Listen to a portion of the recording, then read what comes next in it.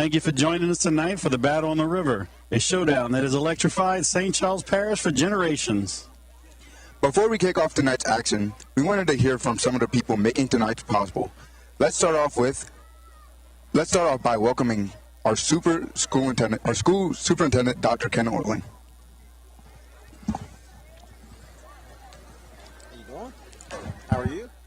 Doing great.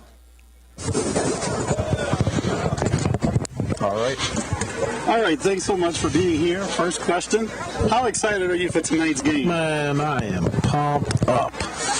I really anticipate this night as one of the many great nights of the year when we can bring community together on both sides of the river for a competitive, highly spirited contest between both Hahnville and Destrehan. So it's always really an inspiration for our community, you know, to see the competitive spirit on the field, but also just the camaraderie and the school system represented in such a positive light. Right. And this rivalry means so much to everyone involved. What does this game mean to the community of St. Charles Parish? Well, aside from who wins, of course, that matters, right, for bragging rights on which side of the river, and I think the last few years have been on that side, Destrehan side. But, you know, similar to what I just said earlier, it's just a great opportunity to bring both sides of our river. I mean, our community is so unique from the standpoint of collaboration with government, business and industry, school system. We make such a unique connection within our school system to all these partners and stakeholders. So this is a night that highlights all of that. You know, we have Valero over there cooking, looks like jambalaya for the teams. We have quite a few other entities, you know, sponsoring different aspects of the game. So it's just a great opportunity to really highlight what we do here in St. Charles Parish and St. Charles Parish Public Schools. For sure. Yeah, we're expecting a great turnout tonight. Even though it's Halloween, we're hoping to get some people out here. What do you think about everyone who comes out and support? We're talking about from the student athletes, from our band, cheer teams, dance team. We got sports medicine people. We got trainers, all our support crews. Middle school students come out to this game. They see what the future is going to be about for them when they get to Hahnville and Destrehan. How does that impact the school climate and school community to have all of these people involved? Well, look, a school environment is so much more than just academics or the arts or athletics. It's really a combination of all three, right? And much more beyond that, more than just academics. It's you know, our primary mission, right, is to provide every student here a high-quality educational opportunity that empowers them to become enthusiastic, lifelong learners. That takes so much, right? It takes each one of us to help mold the future of a child. So when you talk about all the different aspects of a football game, like cheer, dance, band, you know, all those things make up the football experience, right? The football game experience. Similar, correlate that to a student. You know, they're made up more than just the academic component. You know, their social emotional well-being is also important as much as the academic component. So really, it correlates a lot to how we educate children, the whole child itself. Yeah, I'd like to ask you one more question before we close out. You know, give you an opportunity to kind of talk about. Nope, that's just the student section going over there. I like to hear that. I like to hear it. They got a bunch of kazoos up there. I heard. Let's get it. You know, one thing I'd like to ask you before you close, you know, we talk about a big AAA school, but, you know, recently we've seen St. Charles Parish be a leader in some of our academic stuff. We kind of lead in the state, and the state has jumped up very high in ranking. How has St. Charles Parish Public Schools impacted that? Well, look, obviously our core business is teaching and learning. We want to make sure every student is provided the opportunities that helps them be successful. Our Board of Education is invested in our primary mission in accomplishing that mission, right, for our students. And as a byproduct of that, they support the additional sports necessary to ensure that our students are literate, right, primarily. That's one of our primary focuses, is to ensure our students are literate by the time they are in third grade, so they're reading to learn after third grade. And we were number 1 in the state last year. We were number 2 in the state this year, even though our benchmarks really improved. And when you look at 3rd through 8th grade LEAP scores, you look at, we were number 3 in the state overall as far as that benchmark. And you look at pretty much every benchmark across the board from pre-kindergarten through high school, we're in the top 5, if not the top in the state in regards to those categories. That really emphasizes and shows the commitment our board and community and outstanding educators across this entire school system have made contributing to that success. But I want to say once again, although we are recognizing that level, there's so much more to educating a child than just the academic component. So I think that's what we're also most proud of, is we invest in the whole child, and it's evident by the investments that our board makes and our educators make each and every day in our schools. Right. Now, getting back to football, you got a St. Charles Parish logo on there. You have anything hidden underneath, another logo hidden underneath? No, sir. I think we're going to end it with a tie football game tonight. Football game. All right. That's a good answer. Yes, we appreciate you coming in. I know you're a busy man today, so thanks for coming in. Look, thank y'all for having me, and thank y'all for really highlighting what we do at both of our schools and throughout our entire school system. Very much appreciated. Woo! All right. Thank you. Yep. All right, Elite, what a wonderful interview, right? Yep, that was a great one. Dr. Orling he's a great man. Yep, it's good to have them. All right.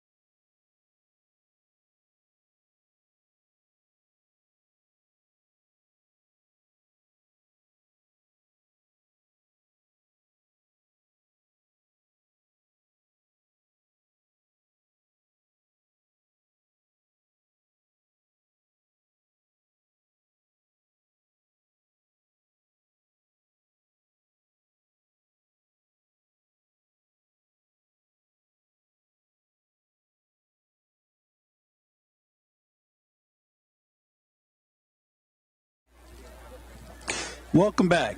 Let's kick it off with a look at the Hahnville Tigers and Destrehan Wildcats have prepared for tonight's game. Advanced TV broadcasting team members Devin Williams and Hayes Hood have details from both teams. The Mississippi River separates two sides of St. Charles Parish, but tonight they're coming together for one of the most anticipated rivalry games, Battle on the River. It's a matchup between Hahnville and Destrehan's high school football teams.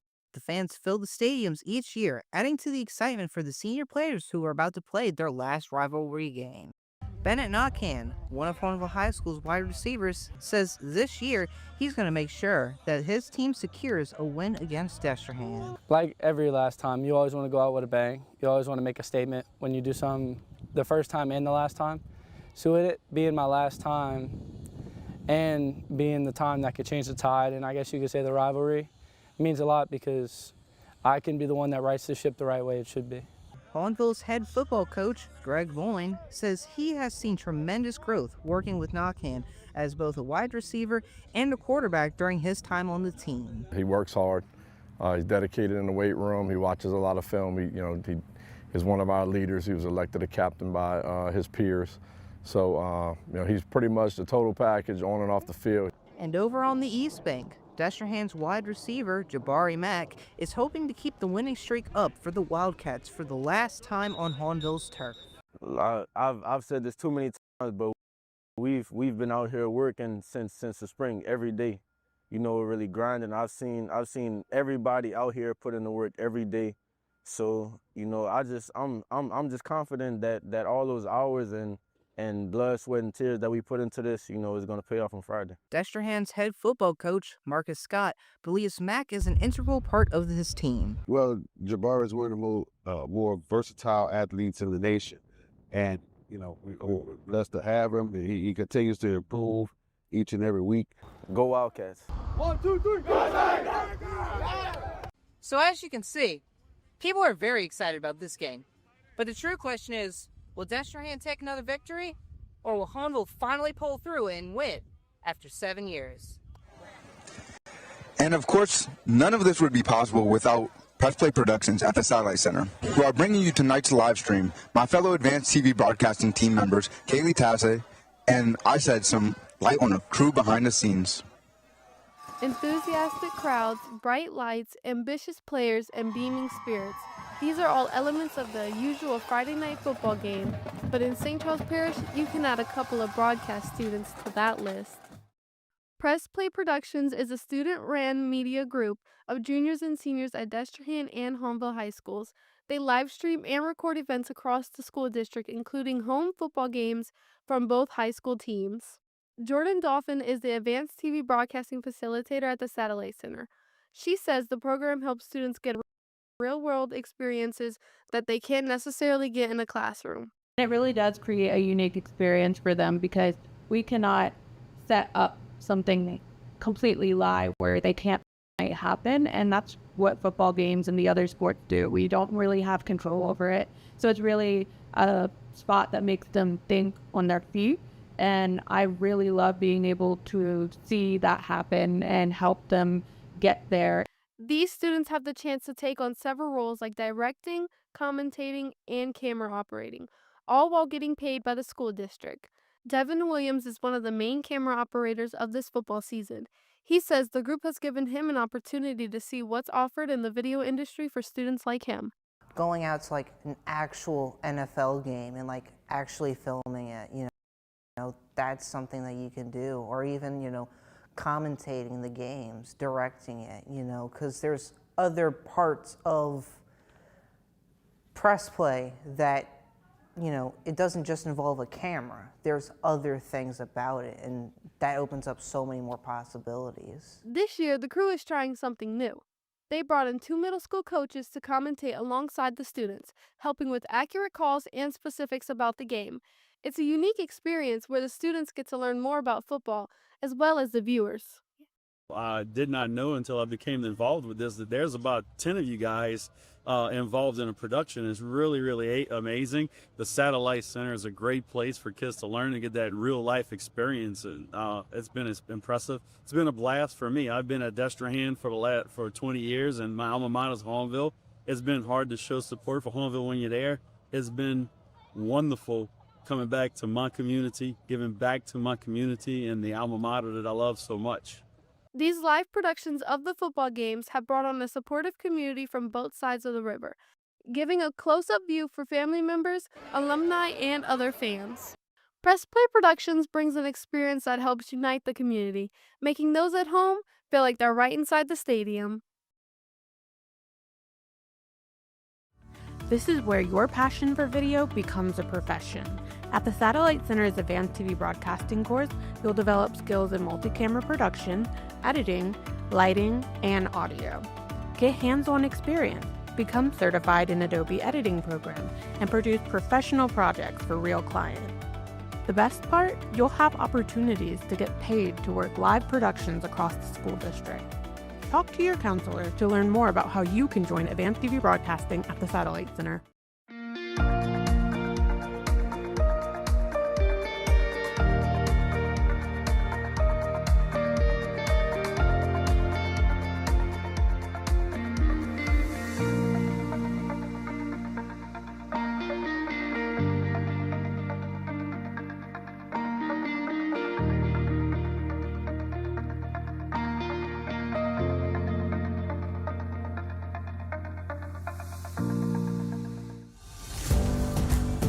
Since 1955, United Way of St. Charles has been here, serving our neighbors, supporting our families, and strengthening our community.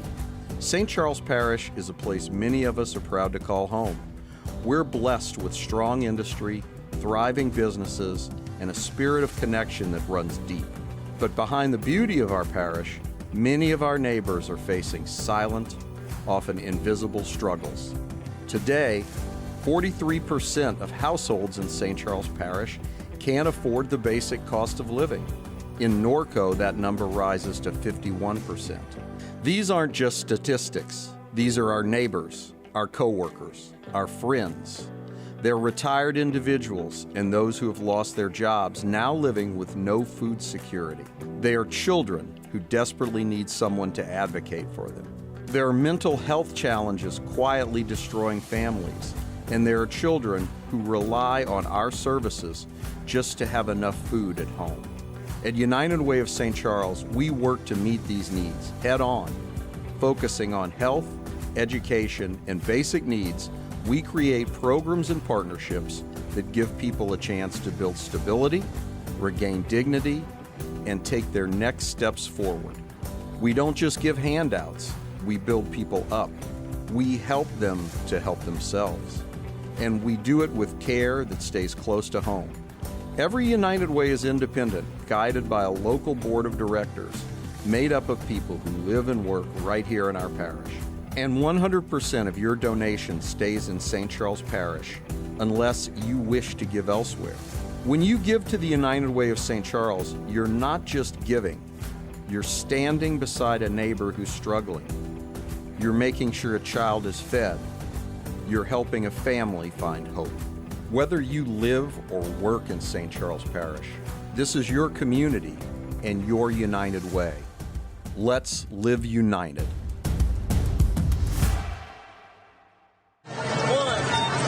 I'm glad we could showcase all of our fellow students who helped make all of this possible. Now let's turn it over to our next interview with Ayana. We've been promoting the Pink Wings fundraiser all throughout our live streams. There's a lot of people in the community who know about the annual events, but for those who don't, could you tell us a little bit about it? The Pink Wings fundraiser, it helps with raising money for breast cancer awareness, and it helps to raise money for those who have breast cancer. So those who are diagnosed with breast cancer, it helps them with chemotherapy, surgeries, anything to help them feel more comfortable with going through the process and to make them feel more comfortable with the journey. Oh, that's great. What is the importance of supporting a fundraiser like this? This is really important to advocate for those breast cancer survivors and to make sure they are comfortable, because whenever you have breast cancer, it is very difficult. You may feel insecure about yourself. You may worry about not surviving. So this really helps them make sure that they feel safe and that they are cared for and everything. And what was your involvement with Pinklings? How did some of the planning happen? So I am part of the medical assistant program at the Satellite Center, and so we jotted down different ideas for raising money. So we had selling bracelets at the lunches. We had we went around the community to raise money. Went to like different community health centers. We went to different like small businesses just to like advocate and to make sure that everybody helps to put in money. We also went to different schools. So we went to like St. Rose Elementary, we went to Lakewood, just to get everybody else involved within the community to raise money. Wow. And Ayana, I heard that your mother is a breast cancer survivor. What does a fundraiser like Pinklings mean to your mother and your family? To my mother, this means everything to her, because a lot of times cancer survivors don't feel like they're advocated enough, or they don't feel like they really feel like they belong within the community when they're diagnosed with breast cancer. So my mom, she was diagnosed whenever I was in 5th grade, and so it was a difficult journey. She went through chemotherapy, she went through radiation, so this really makes her feel appreciated, and it makes it feel like she matters within the community. That's great. I love to hear that. Thank you. And we're going to find out the big reveal of the total amount raised later tonight during halftime. But without revealing too much, can you tell us if it's a close battle between the West Bank and East Bank? Based on where we last checked, it definitely is close. I'm not sure if it's still close, but last time I checked, it was close between Destrehan and Hahnville. All right. You don't think it's close? Does Destrehan have a special donor that's going to put a lot of money, make sure they take it over the top? You a Destrehan fan? I'm hoping. I'm really hoping that we have that support. You acted like it was close, but now you're saying it's not? It is close. It definitely is close. I'm hoping Destrehan has a shot, though. Okay. All right. All right. Well, thank you for joining us in the excitement of tonight's game. We appreciate you coming in. Thank you. We hope we have some big last-minute donors because, again, it goes to a great cause. Yes, definitely. Thank you.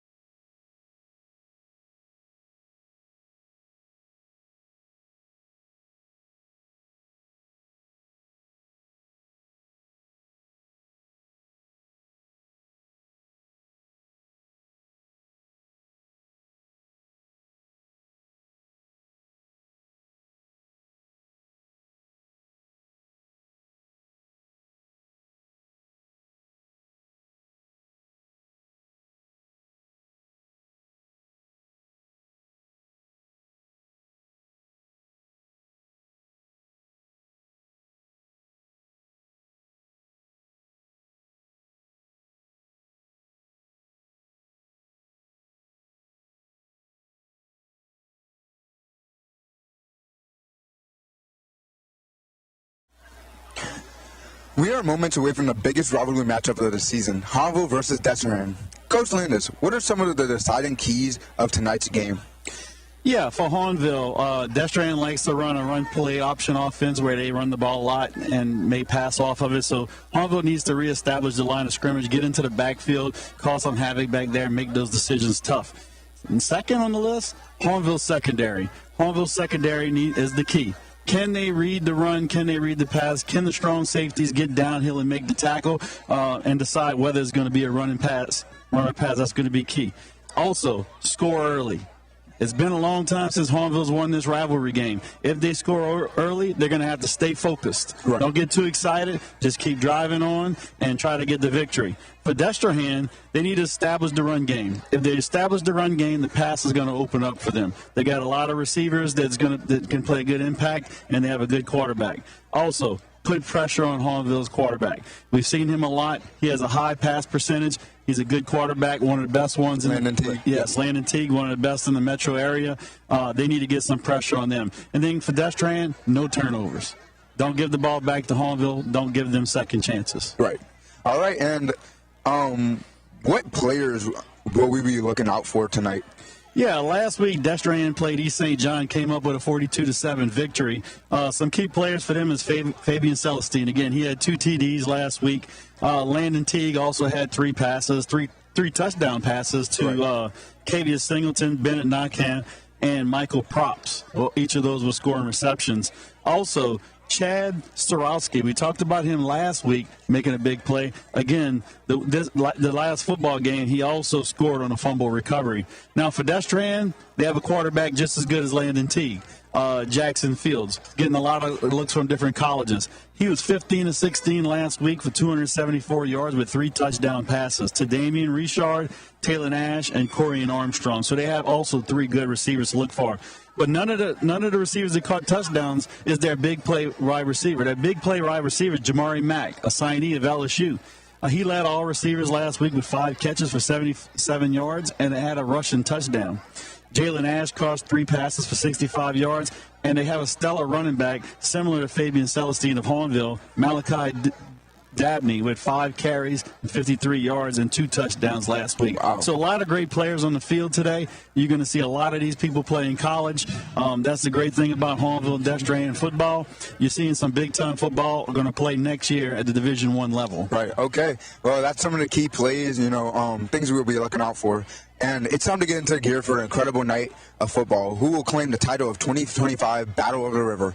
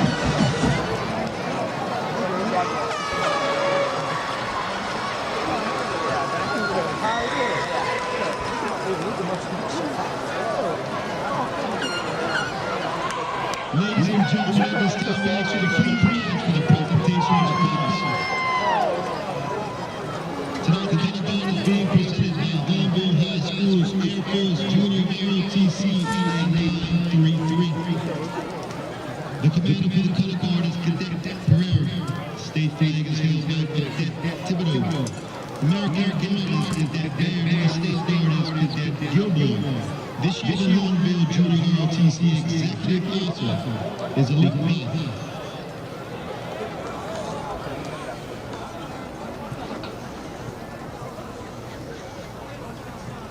Please welcome Hahnville Tiger baseball player Carson Revere to lead us in a moment of prayer and reflection prior to the next game. Did you say zoom out? Dear God, I pray for all these people that gather here tonight. I ask you to bless this game and allow players to play through you with your strength, because we can accomplish all things through you, God. Keep the players humble, remind them that their identity isn't in the game, but in you, Lord. Give the players and coaches the energy to play through tonight's game. Thank you for bringing the players together as a team. Bless each player with strength, focus, power in tonight's game. Help them play with fairness and protect them from injuries, and guide their feet on the field. I pray that everyone gets home safe after tonight's game. Win or lose, let's honor you. In Jesus' name we pray. Amen.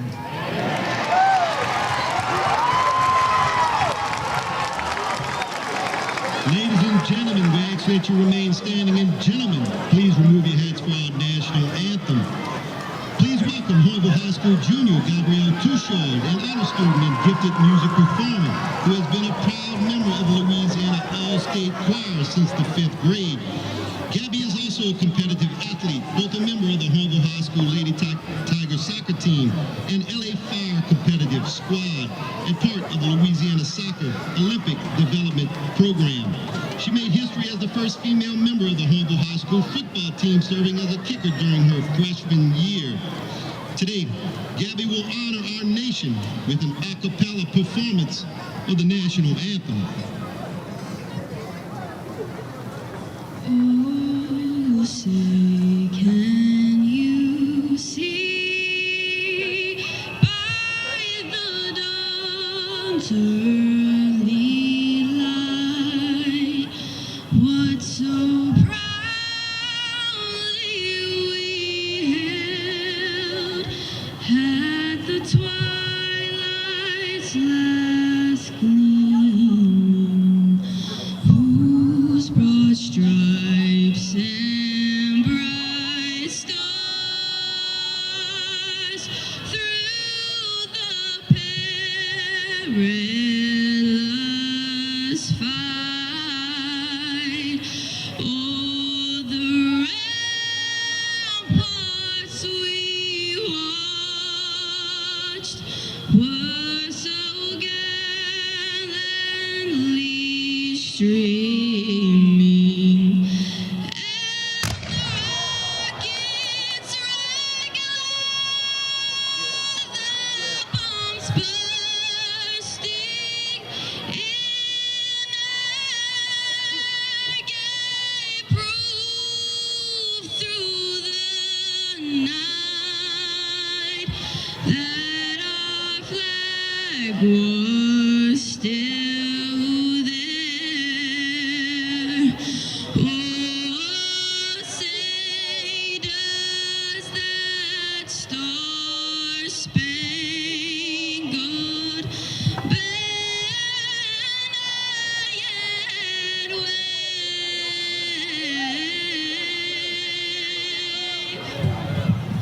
o'er the land of the free and the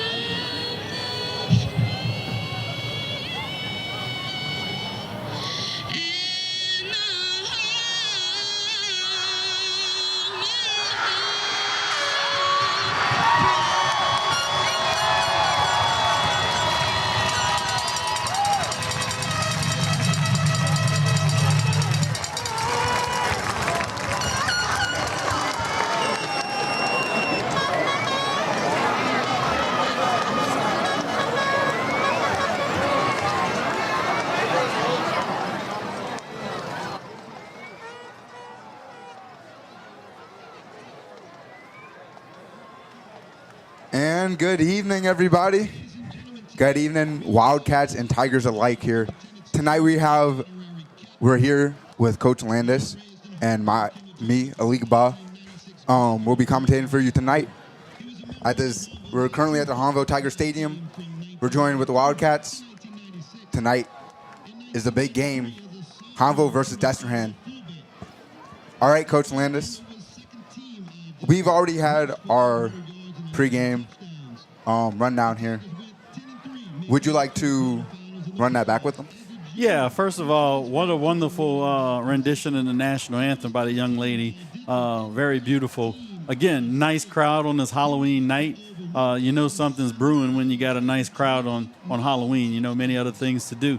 But what we got here is a situation for control of the district. We have Hahnville coming in, coached by Greg Boyne, who's 7-1 this year with 4-1 in the district. And we got Destrehan led by Marcus Scott, who is 6-2 and 5-0 in the district. So this is going to take whoever wins this game is going to have a heads up in the district. Now, don't forget, we're going to keep an eye on what happens at Terrebonne and what happens at Thibodaux as we go throughout the night because, you know, if Hahnville was to win, it could put a three-way tie up at the top of the district race. So, yeah, it's a very big game. Both teams looking to take control of the district with this win tonight.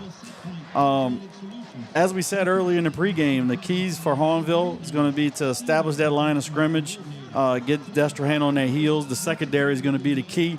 You know, can they step up and stop the run, but can they also stop the pass as well? That's difficult, especially for some strong safeties. We said Hahnville needs to score early. It's been a while since Hahnville's won this game. They're going to score early. They need to stay focused, okay? Don't get too excited.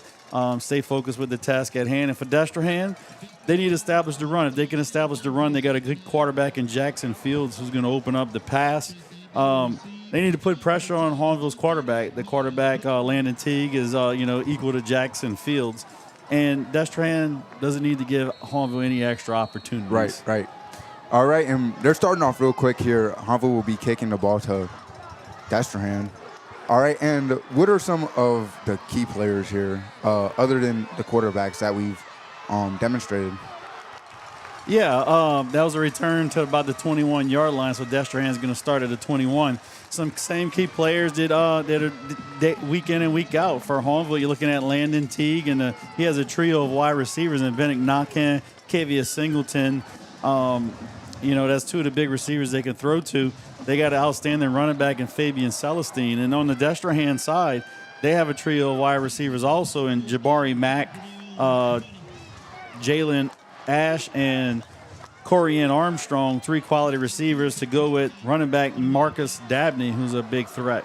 Look at the running backs in this game. Two good running backs. We got two good quarterbacks and a bunch, skill all over the place. So good game. A lot of Division I talent on the field tonight. All right, player 3 in motion here. It's a handoff to the middle. He's being blocked here. Great man-to-man defense. And he's ran out of bounds. Yeah, that was a run by Dabney, 11th grader. And, yeah. Yeah, so that's going to bring up 1st and 8 for Destrehan. Look for them to continue to try to establish the run right there. They still ahead of the chains with that run at, 3 yards. All right. The play is snapped. Here, the quarterback runs the ball, and it's dropped just 2 yards. Yeah, that was quarterback Jackson Fields, number 17, on the carry. Again, Destrehan standout quarterback. It's a little hard from this distance to see who's making the tackles. That'll be 3rd and 4. Look for a pass right here, maybe something short. I don't expect them to go deep right here, but they're probably going to run a short route. They're actually in an empty set with 5 wide receivers. The ball is handed to running back here, number 5. Yeah, good run by number 5. Number 5 for Destrehan is Damian Richard, listed as a DB. But he had him at the wide receiver spot. They ran an empty set, tried to spread Hahnville out. The wide receiver reversed to the left side and got the first down. That'll be first down, 10 minutes and 45 seconds on the clock. All right. The ball is handed to Damian Richard again. He runs about 6 yards here.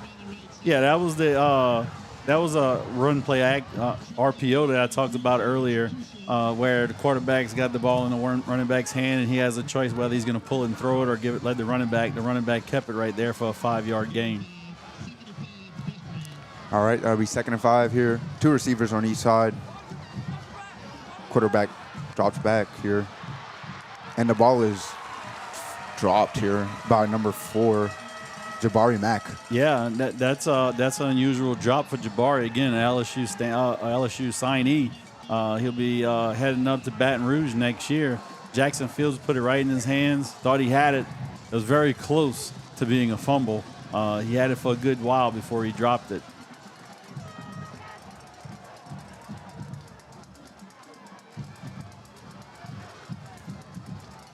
So it's 3rd and 5 right now for Wildcats with a 3-receiver set, 1 running back.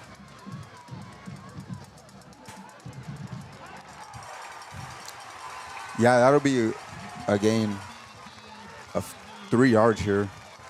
Put in 4th and 2. Yeah, let's see what Coach Scott decides to do right here on 4th and 2. Kind of in a not in a really position where you really want to go for it, and they're bringing out the punting unit. So that's a good stand right there for the Hahnville Tigers. But yeah, so like you said, they don't want to give the ball to the Tigers, but it seems like they'll be starting off the game giving the ball to them. So it's still too early to decide, but that'll be good for the Tigers here. Yeah, snaps high. It's a catch. It's a good kick here. It's caught and downed.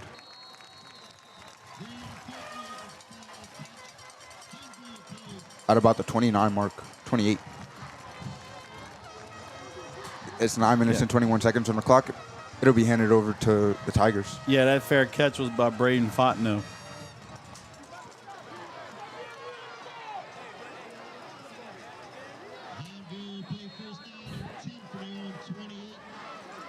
Tigers will be picking up the ball. You said something about Lynn Teague. His stats sound great tonight coming into this game.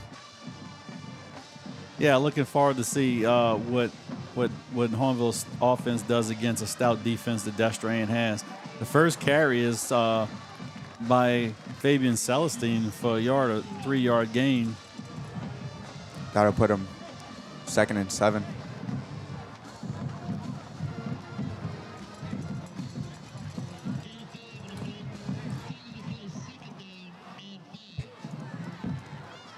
Second and 5. Here you have 2 receivers to the bottom of your screen, 1 to the top. That's going to be a flag. It's going to be a false start on offensive line. He came up first. I can't apologize for not being able to see the numbers. Hahnville's wearing black jerseys with purple numbers today. It's definitely hard to see from the press box, so apologize if we don't get some numbers out there for you on who made some of these plays. We'll definitely try, though. 8 minutes and 44 seconds left on the clock.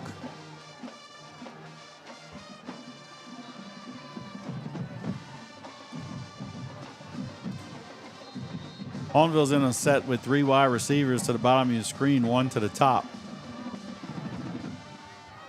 Landon Teague and shotgun. That was a nice screen. And ran for a first down here. Nice screen by Hahnville. They had 3 offensive linemen that got out ahead of the play. That's a completed pass. Again, the Fabian Celestine, that's about a 12-yard gain. That's going to move the chains, and it's going to be first down for the Hahnville Tigers. 8 minutes, 15 seconds left on the clock here. It's good time. Tigers will be starting on the first down here. That'll give them a chance to progress further. 2 receivers to the right, 1 to the left. 1 running back to the right side, and it's handed, and that's flag on the play. Yeah, another flag on the play.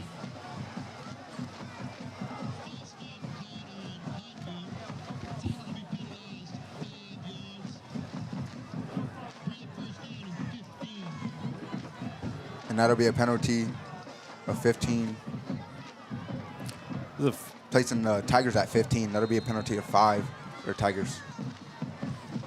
Yeah, so let's see how Coach Boyne decides to get some of his yardage back and get back ahead of the chains. You hate to lose yards on first down. Especially this early in the game. You want to gain as much leverage as you can early on. You have 2 receivers. Michael Probst, the H-back, was in motion right there. Another flag on the play. They're pointing at the Tigers here. Yeah, it's another false start by Hahnville. That's going to bring it to 1st and 20. Now the playbook is getting a little bit smaller here. 1st and 20, what you're going to do, you probably need to try to get about 8 or 9 of these yards back on 1st down to put you in a position that you can actually get to a 1st down in your later downs. So they're going to be trying to place it farther in the zone here. But they'll be playing, you've seen a couple of man-to-man coverage. We'll see what happens.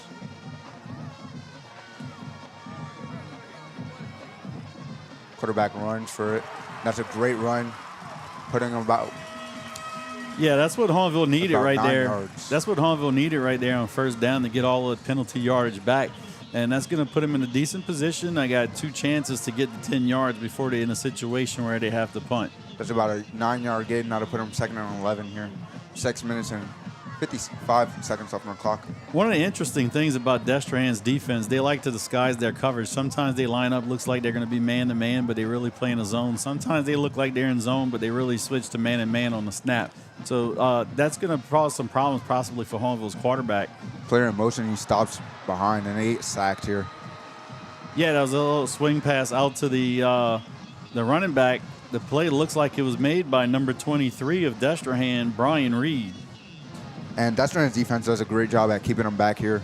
Got to place them in 3rd down. This is not where Hahnville wants to be. They're kind of far back to be at a 3rd down position. Yeah, long yardage. I think Hahnville is going to probably try to just get some yardage back. They may take the punt. They may decide to punt, just give the ball back to Destrehan deep in their territory. What they want to do is, I believe what they want to do here is just get close enough to where that 4th down isn't impossible. Where that 1st down isn't impossible. So we're just below 6 minutes here. And it's a big throw, and it's it's not intercepted, it's incomplete here. Yeah, so Hahnville decided to go over the top right there. The pass was intended for Bennett Nakan. They were trying to get it back. They figured if they couldn't get the 1st down, they were just going to punt. Nakan seems to be injured on the play. He looked injured. He got up. He's back down on the surface. You don't want to see that for such a big player. That could really decide the game. Yeah, he's a big player. Bennett Nakan, he's a signee going to Southeastern to play football. Big game tonight. It's a senior year. You hate to see any players get hurt at all. But, a player, you definitely don't want to go out against a big rivalry game this early. Yeah, Bennett has a big future ahead of himself. You don't want to see him get injured. Yeah, along with the rest of these players. He's up. He still looks a little shaken up, but he's jogging off the field. Doesn't look like it's any kind of injury with his lower extremities. So he just needed a breather. That's all it was. Mm-hmm. All right, back up here, back on the line. Destrehan is playing good defense here. 5 minutes and 52 seconds left on the clock. It's 4th down and 17.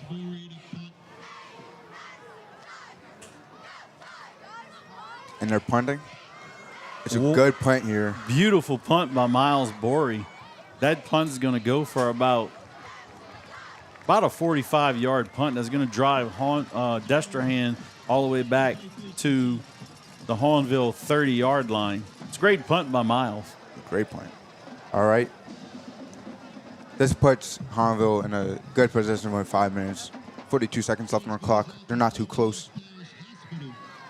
Here, there will be 1st down for Destrehan, who will be taking the ball. Yeah, so let's see what Hahnville does. We had a couple standout defensive weeks by Chad Starojewski. I believe that's how we say his last name. The ball is handed off. He runs through the middle. That's a great gain. Yeah, that's an 11-yard gain right there. That is Malachi Dabney, number 24, Hahnville. Again, standout running back, junior year. He's already got a lot of colleges looking at him. It's one of Destrehan's great backs. They've had a stable of great running backs that come through there over the last few years. That's someone they want to watch out for here on the defense here. And the ball is handed back to Malachi Dabney. And he runs another great run. Yeah, another nine-yard run. That's 2 runs in a row that they made to the right side. And that'll be just below 5 minutes left on the clock. Yeah, it's 2nd and 1 right here. I don't know if they're going to do this early in the game, but this would be a good opportunity for Destrehan to go up top to one of their star receivers, especially Jabari back. All right, we're in a shotgun here with one receiver on each side. See what they decide to do. There's going to be a flag right there. It looks like there was movement by Destrehan wide receiver Jamari back. That's going to bring him back 5 yards. It's going to be about 2nd and 6 yards for the Destrehan Wildcats. That's still about standard. They have a lot of great players to push them ahead. So let's see what they do. Destrehan just want to play great defense here, be able to get the ball back and continue to play.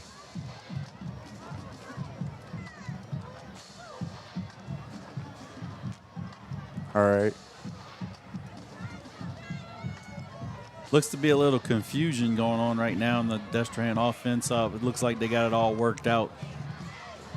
We have Malachi Dabney here in the running back and player 1 in motion. Yeah, timeout by Destrehan. Something wasn't right. You could tell they were having some difficult times getting the signals from the sideline.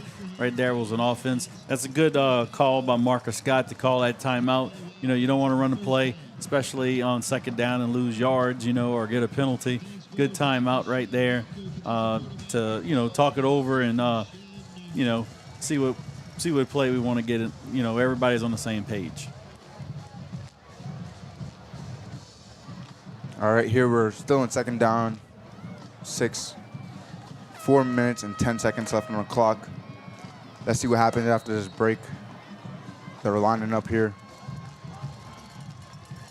Seems like there'll be about 2 receivers to the left side, 1 to the right.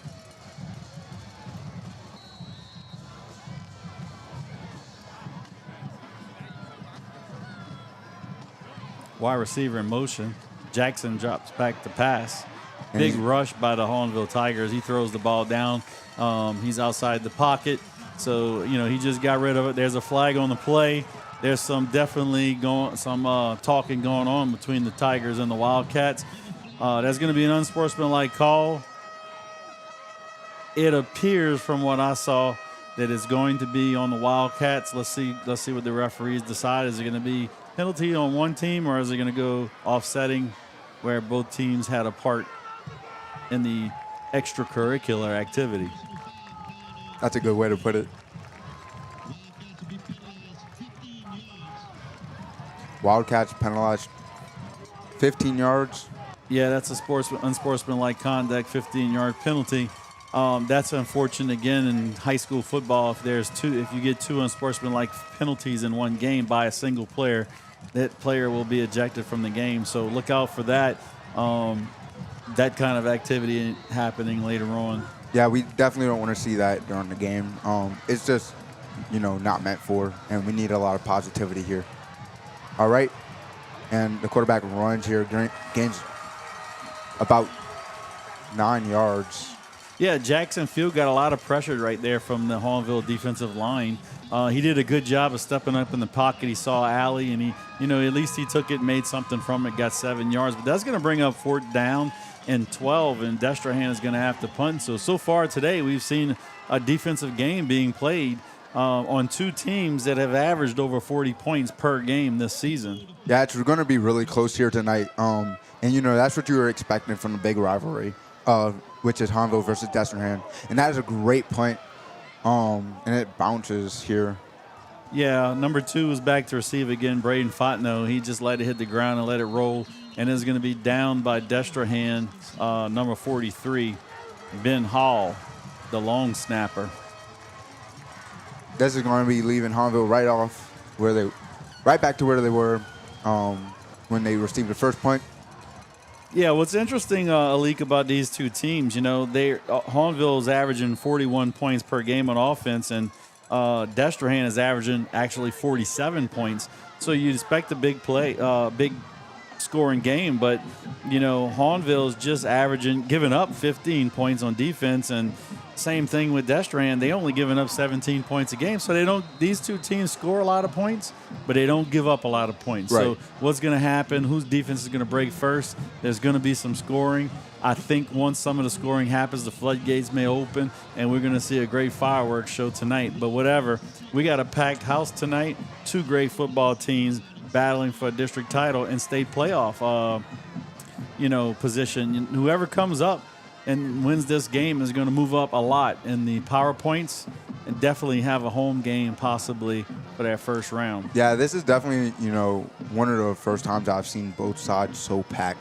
And it's really great because you get to see both sides receive great support here by their people. And that's an interception thrown by Landon Teague. I believe that's his first interception of the year that he gave up. That ball was intercepted by number 5, Damian Richard. That's going to give Destrehan great field position to start this drive. Going to be at the 40-yard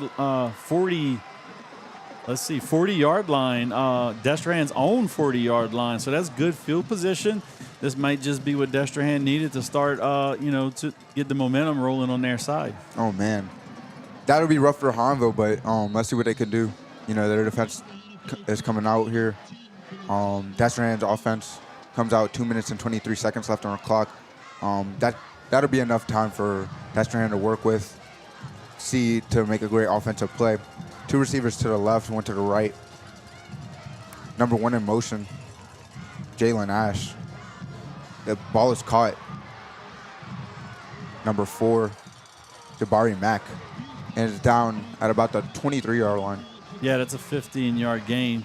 Look to see Destrehan continue to locate Jabari Mack, standout receiver. I think they'd like to get him at least 8 to 9 touches tonight. If they can get him 8 to 9 touches, they're going to see some success. That'll place Destrehan first down, 1 minute and 57 seconds. The ball is thrown and it is intercepted here. The ball was thrown right into the hands of Hahnville cornerback. It was dropped. He saw the end zone when the ball was in the air. Oh, man. Before he caught the ball. That was going to be a pick 6. I know he's going to be he's upset with himself right there. For dropping that ball, yeah. That'll be 1 minute and 51 seconds. That was good play to break that up. Yeah, he did a great break there, regardless of dropping the ball. He's our far side receiver. He's got It could no.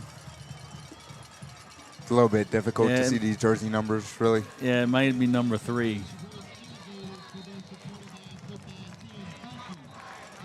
Ty Williams is another great player here on Hahnville's side. I'm sorry.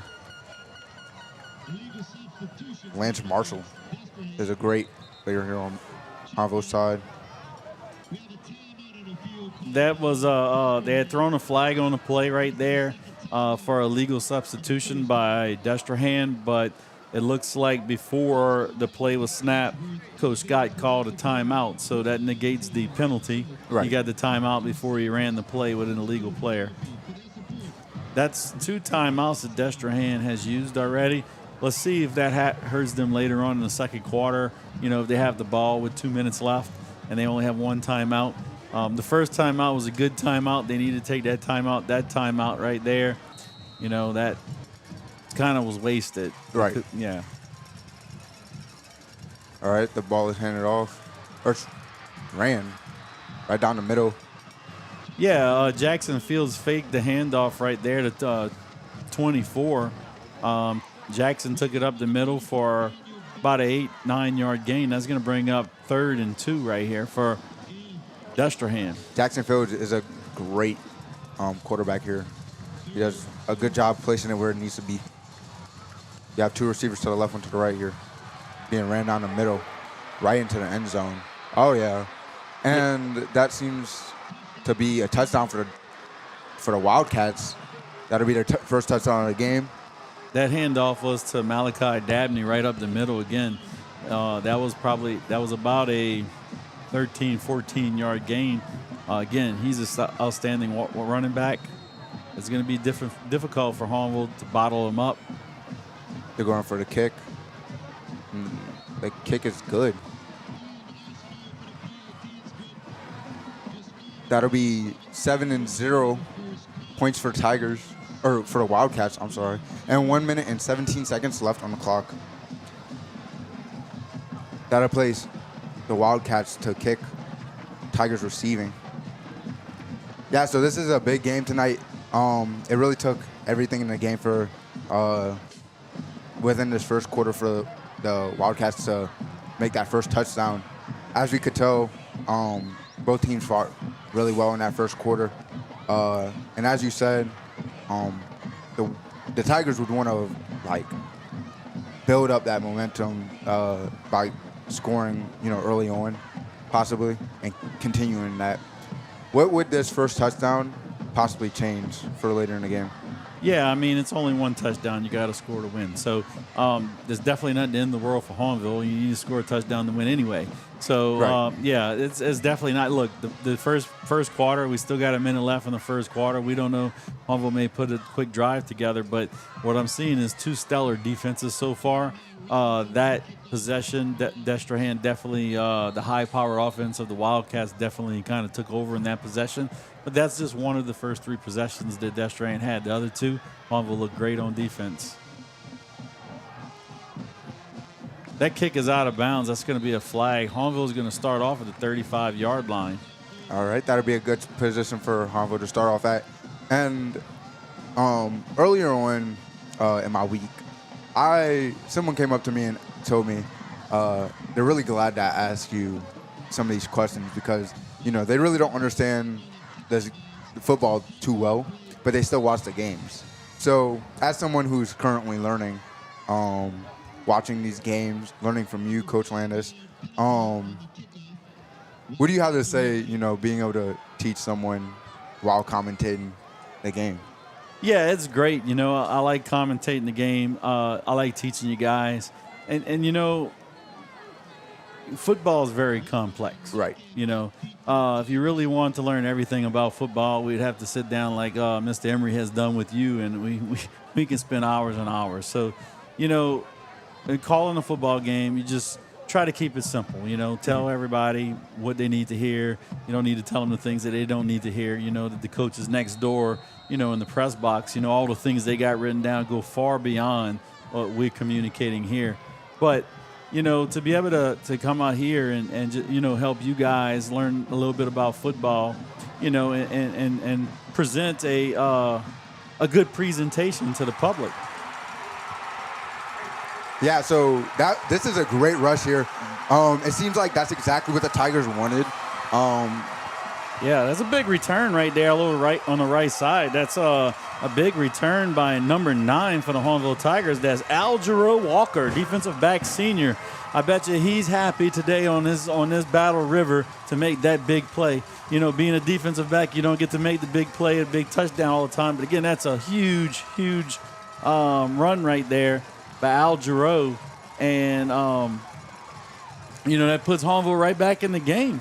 Great blocking on that play. Yeah, so it seemed like they were ready to get ready for a second kick after that flag, and that just ended up landing right into Algero's hands, and he just ran it to the end zone. Yeah, I'm not sure. Was it Aljero? Was it number 5? To be honest, I think I might have been seeing number 9. Okay, yeah, that's what I think. I mean, it was 9. Okay, that's Aljero Walker. Yep. When I saw him coming off the field, I thought I might have saw number 5, Kieva Singleton. Again, it's hard to see these Hahnville jerseys. I definitely want to give the right people, their that attention, right? Yeah, what you guys call it, their props, their shine or something like that. Yeah. So that kick was good, and that'll be 7-7.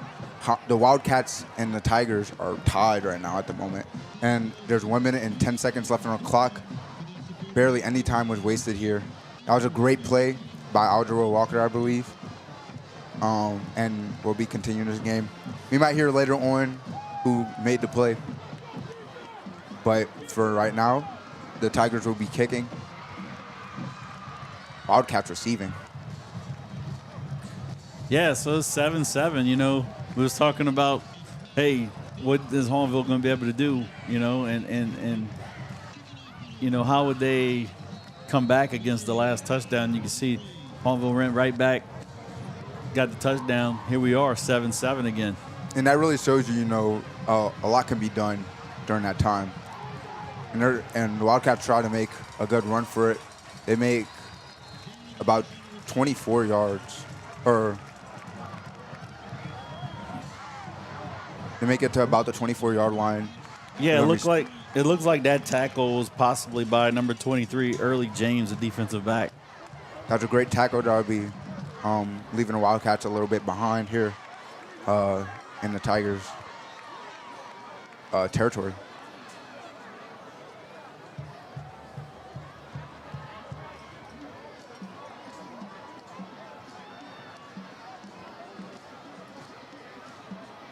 Here the Wildcats come with their offense. Yeah, Wildcats are going to start off at the Hahnville 24-yard line. It's going to be 1st and 10. So now let's see. Let's see how Destrehan responds. They might respond with a great offense here. We'll see. They do have a lot of great wide receivers. Seem to be 2 to the right, 1 to the left here. And that was a good run here. Yeah, a good 15-yard run by number 4. That's going to be Jabari Back. He was in the backfield right there. That little cross action in the backfield. He got the ball, but there is a flag on the ball, a flag on the play, and it looks like it's going to be, I think I heard face mask from the PA announcement. Seems like it'll Let's see how far it gets marked off. Against the Wildcats here.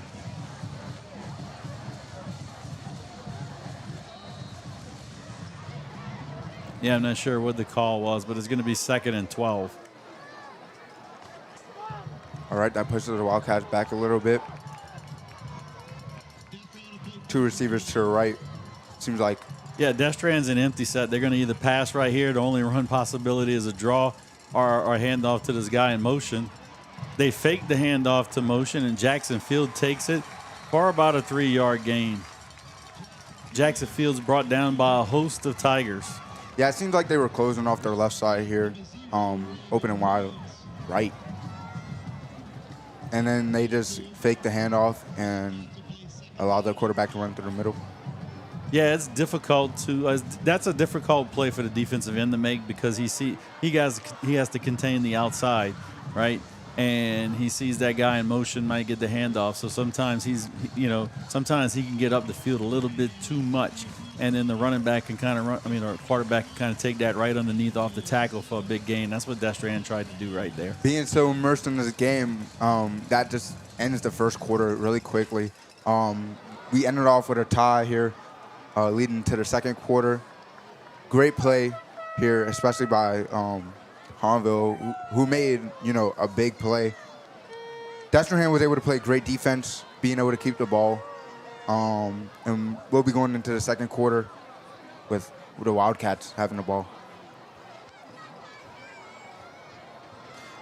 All right, Coach Landes, from what you said, I like to repeat, some of the things that you state will be keys because we get to really see some of that in action, right? As you said, we have a lot of our key players, right? What are some of the ones that we haven't seen so far that we might see later in the game? Yeah, I mean, the key players are the key players. We've seen all of those guys kind of touch the ball. But, right. Some of the players that we don't talk about that are key is those offensive linemen and defensive linemen. We never called their names, and they are important to what the guys that you continue to hear over the PA announcement and over your TV. Right. Without those offensive linemen, and you wouldn't hear the other people's names. So those guys are key to the game, okay? They're the ones that make things happen. Unfortunately, sometimes the people who, they're like behind the scenes, right? And it's those people that's most important to an offense and defense. All right, and there was a great play there for first down. Seems like flag on the play before the snap. That's a false start by the Wildcats. That's going to bring them back 5 yards. It's going to be 1st and 15. Alik, that's one of the things that I'm seeing here that I did not expect to see. There's been a ton of penalties tonight. Right. A lot of times that comes to being undisciplined, but I don't believe that's the situation. What we got here is 2 teams, Hahnville, Destrehan, a rivalry, so excited to play the game, so excited to beat their friend in most cases, so they can have bragging rights that there's been a lot of offsides and jumping off in this game, and sometimes that's expected in a rivalry game. And sometimes you like to see those cases, and it seems like that was a deep pass right there by Jackson Fields. The pass was intended, looks like number 1. And the coverage on that pass was by number 12, Avante Smith, the senior defensive back for Hahnville. Yeah, so like I was saying, though, sometimes, you like to see that excitement, but you just can't let it get to you during the game.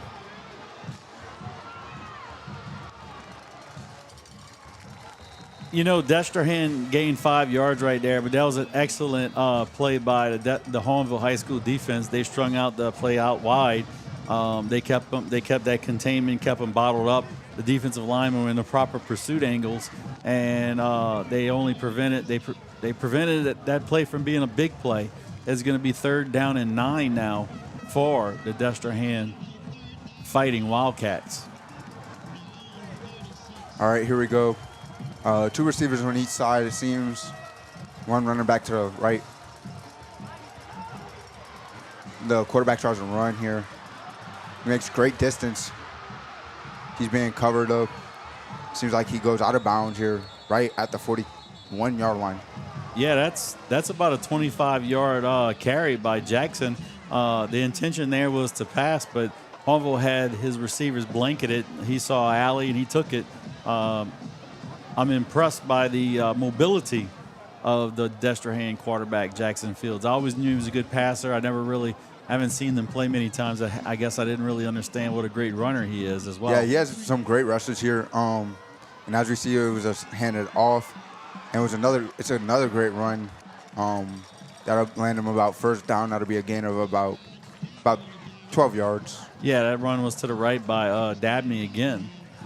Continue to see Destrehan mix it up. I mean, they're doing a good mix of the wide receiver reverses or sweeps or whatever you want to call it.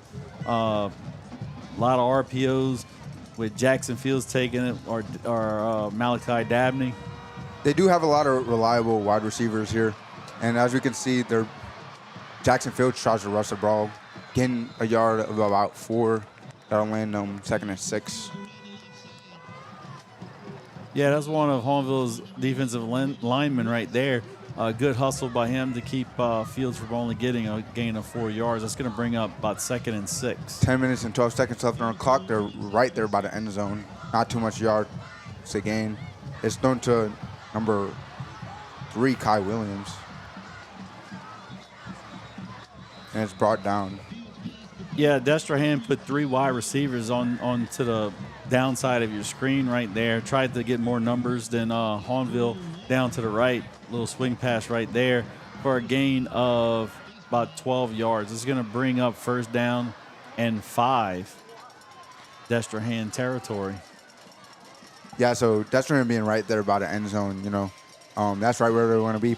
Still early on in the quarter, 9 minutes and 40 seconds left. And here we have them just being able to make it to the end zone. That'll be another touchdown for the Wildcats. Yeah, that's Marcus Dabney again. Some good down blocks right there by Destrehan's offensive line, which freed up Dabney off the right side for a touchdown. All right, that'll place them 13 and 7 here. 9 minutes and 34 seconds left on the clock. They're coming up for the kick here, the Wildcats. We'll see if it's good for an extra point. And the kick is good. That'll put them 14 and 7 with a touchdown above the Tigers. Yeah, so with the Tigers and Wildcats being so close. That puts Destrehan at up 14 and 7. Yeah, so with them, both teams being so close, it might come down to a single point difference. There's a lot that could happen here. Yeah, that's why kickers are important, right? Right. And it looks like Hahnville and Destrehan both have good kickers. Usually, I'm not sure what's going on right now with the kickers, but usually they get them kickers from the soccer program. Right. I'm not sure if they've always had good kickers at both of these schools. I don't know if these kickers play soccer, but the soccer program has definitely aided the ability for both Hahnville and Destrehan to find great kickers. Yeah. I know Miles Bory personally a little bit. I know he does soccer. He's a great soccer player as well. And he has a lot of energy, a lot of stamina to keep going in his plays. All right, the Wildcats kick here. Yeah, the kicker for the Wildcats is 36, Ian Arsenault. He's an 11th grader. They kick kind of short here, Lennon, but it seems like they'll be redoing the kick. Yeah, there's offsides on Destrehan. That's not something you usually see on the kickoff. Usually, there's usually somebody always offsides in the kickoff, but the referees usually keep their flag in their pocket unless he was offsides by a long way. Right, so you definitely that's see unusual. something there. Yeah, so they'll be redoing the kick. The Wildcats will be redoing the kick. Tigers receiving. Wildcats will be pushed back a little bit. We'll be starting off this kick, 9 minutes and 34 seconds left on the clock in the second quarter. We'll be seeing a lot in the second half here with this being the big game. Look forward to that. Good kick. Caught here. It's being ran. Great play. Making it to about the 45 Yeah, that's yard line. that's number 9, Aljuro Walker, again with another gain, another large gain. That was on the kickoff return. Yeah, so it might have been Aljuro Walker that made that touchdown and that big touchdown. He seems to be great at playing through some of these players on Destrehan's side to gain some yards. So we'll be starting off at about the 47-yard line. 1st and 10 here for the Tigers. 2 receivers to the right, 1 to the left. Here we have a running back and shotgun.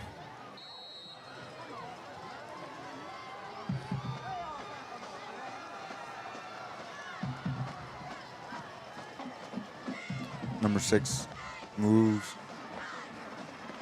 And it's handed off to the middle. That was a great run here. Yeah, that was a great run by Fabian Celestine for about 7 yards off the left side. I want you to take a look. That guy that was in motion, that's Michael Props, number 6. He plays a position they call a H-back. Coach Boyne is the head coach, but he's also the offensive coordinator for this Tiger offense. And this is a typical formation of Coach Boyne. He's always ran all his years as offensive coordinator in different places. He's always had that H-back, which provides a fantastic lead blocker. It's kind of like a fullback, but he's usually right behind the tackle on the offensive line. Yeah, so Landon T here, he gets ready. It's a great throw deep. Yeah, that's a great throw and deep. It's incomplete here. Intended for number 5, but the coverage by Destrehan, basically it was up for grabs. Intended for Kavius Singleton, the senior wide receiver. Yeah, so they had great coverage there. Wildcats, they got 2 players on number 5 real quick. Yeah, it's going to be 3rd and 3 now for Hahnville. They got options here. They can do anything they want, run or pass.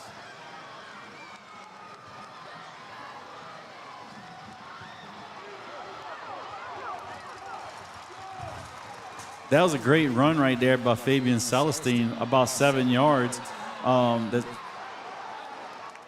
And he escaped the tackle from behind the line of scrimmage to extend that play to get him about 7 yards. It's going to be 1st down. Looks like 8 minutes and 20 seconds left on the clock. Yeah, it's going to be 1st down for the Tigers. Destrehan almost got him a 15-yard penalty right there. They were driving Singleton back about 10, 15 yards, but kind of got lucky right there not to get that unsportsmanlike penalty. 2 receivers to the left, 1 to the right here. Running pistol, trying to run through the middle. There's some coverage though, with a gain of about 4 yards. 5 yards. Yeah, it looks like they're gonna try to run the ball on Celestine. With Celestine up the middle and continue to see if they can gain some yardage. I think they might be hoping that will loosen up the opportunity for Hahnville to throw the ball down the field eventually. Try to get them cornerbacks and DBs a little tighter in the box. Starting off 2nd and 6, player in motion for Hahnville. All right. Quarterback drops back here. He tries to run to the side, but is sacked here, losing about 10 yards. That's not what you want to see. Yeah, Landon Teague was sacked right there by number 15, Cameron Florent, the linebacker, 11th grade from Destrehan. That was a great defense here played by the Wildcats. That'll put them third and about 14. Yeah, definitely a passing down right here for Hahnville. They're going to probably put the ball up in the air. Two things, either try to gain by 7 or 8 yards, get themselves in field goal position. You might see some kind of slant right here or some kind of post route. They can get them yards to get in field goal position, but also possibly get them a first down. Player in motion. It's a short throw, and it's dropped. Yeah, there was an opportunity right there, a little trickery right there by Hahnville Tigers. You know, a lot of times coaches wait to save that for the perfect spot, and I believe that was the perfect spot. But it was dropped here. Yeah, it was dropped. If that ball was caught, it would have been a good opportunity to get the first down. At first it looked like it was a broken play, but then they recovered, and it looked like it was about to be busted open for a big gain. But, you know, a little bit of mistakes happen, especially during these games. Some of these players they try their best. But we see a punt here. Yeah, that's a nice punt by the kicker. Deep into the end zone. That'll be starting the Wildcats at the 20-yard line. Yeah, so with 6 minutes and 26 seconds left in the second quarter, the Destrehan Wildcats have 14 and the Hahnville Tigers have 7. There's still a lot of time in this quarter to decide, you know, how this first half is going to go. But that still means the Wildcats are still up a touchdown. Let's see how the Tigers pick up here. Yeah, Hahnville's defense is definitely going to want to step up right here and try to force a punt from Wildcats. I don't think going down 21-7 would be a good thing for Hahnville or any team against Destrehan's offense. Here, play for Jabari Mack. He makes a great run here, getting them first down. Yeah, first on the 45-yard line. It's about a 20-yard gain right there, taken down by a gang of Hahnville Tigers.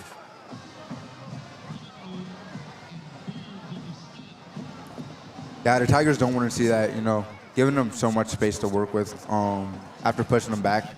It's really going to put them in a bad position, especially with them already being behind with touchdowns. That's another great gain of yards. He's still pushing. Jackson Fields here. Yeah, what we're seeing is that option between Jackson Fields and Malachi Dabney definitely seems to be working for the Wildcats. Expect them to continue to do that. That was a big gain by Jackson Fields. Another push, putting them first down on a 40-yard line in their own territory here. 5 minutes and 54 seconds left on the clock. Here's a formation you don't see very often. But that's going to be just a give to the Malachi for about a gain of 7 yards. Hahnville had 2 receivers stacked to the left, 1 receiver to the right.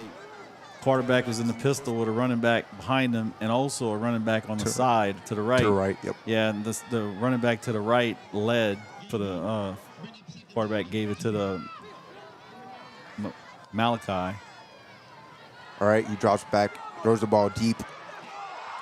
Oh. And it was dropped here. That could have definitely been a great interception. Yeah, that would have been a big play for the Hahnville Tigers right there. At first, I thought it looked like Hahnville was beat right there, and then the safety made a good play. It was in his hands, and he dropped. That's a second NIST or interception dropped by Hahnville secondary today. That'll put him 3rd and 2. You know, that was one of our keys of the game. You know, the secondary for Hahnville is going to be key. Can they detect the run or the pass? You know, the run that run's tough. They've been there for the pass, but they haven't been able to execute and hang on to the ball. They were in the shotgun here, just pushing past the middle, trying to get that first down. Justice is deciding. Yeah, it looks like it's going to be 4th and 1 right here. Let's see what Coach Marcus Scott does. 4th and 1, maybe an opportunity for a field goal, but really, you know, it's 1 yard. They're going to want to run it. Yeah, you can definitely get up there and, you know, all probably right, sneak it up the middle. It's a shotgun here, 2 receivers to the left. Tigers might want to focus on the middle. and it seems like they tried.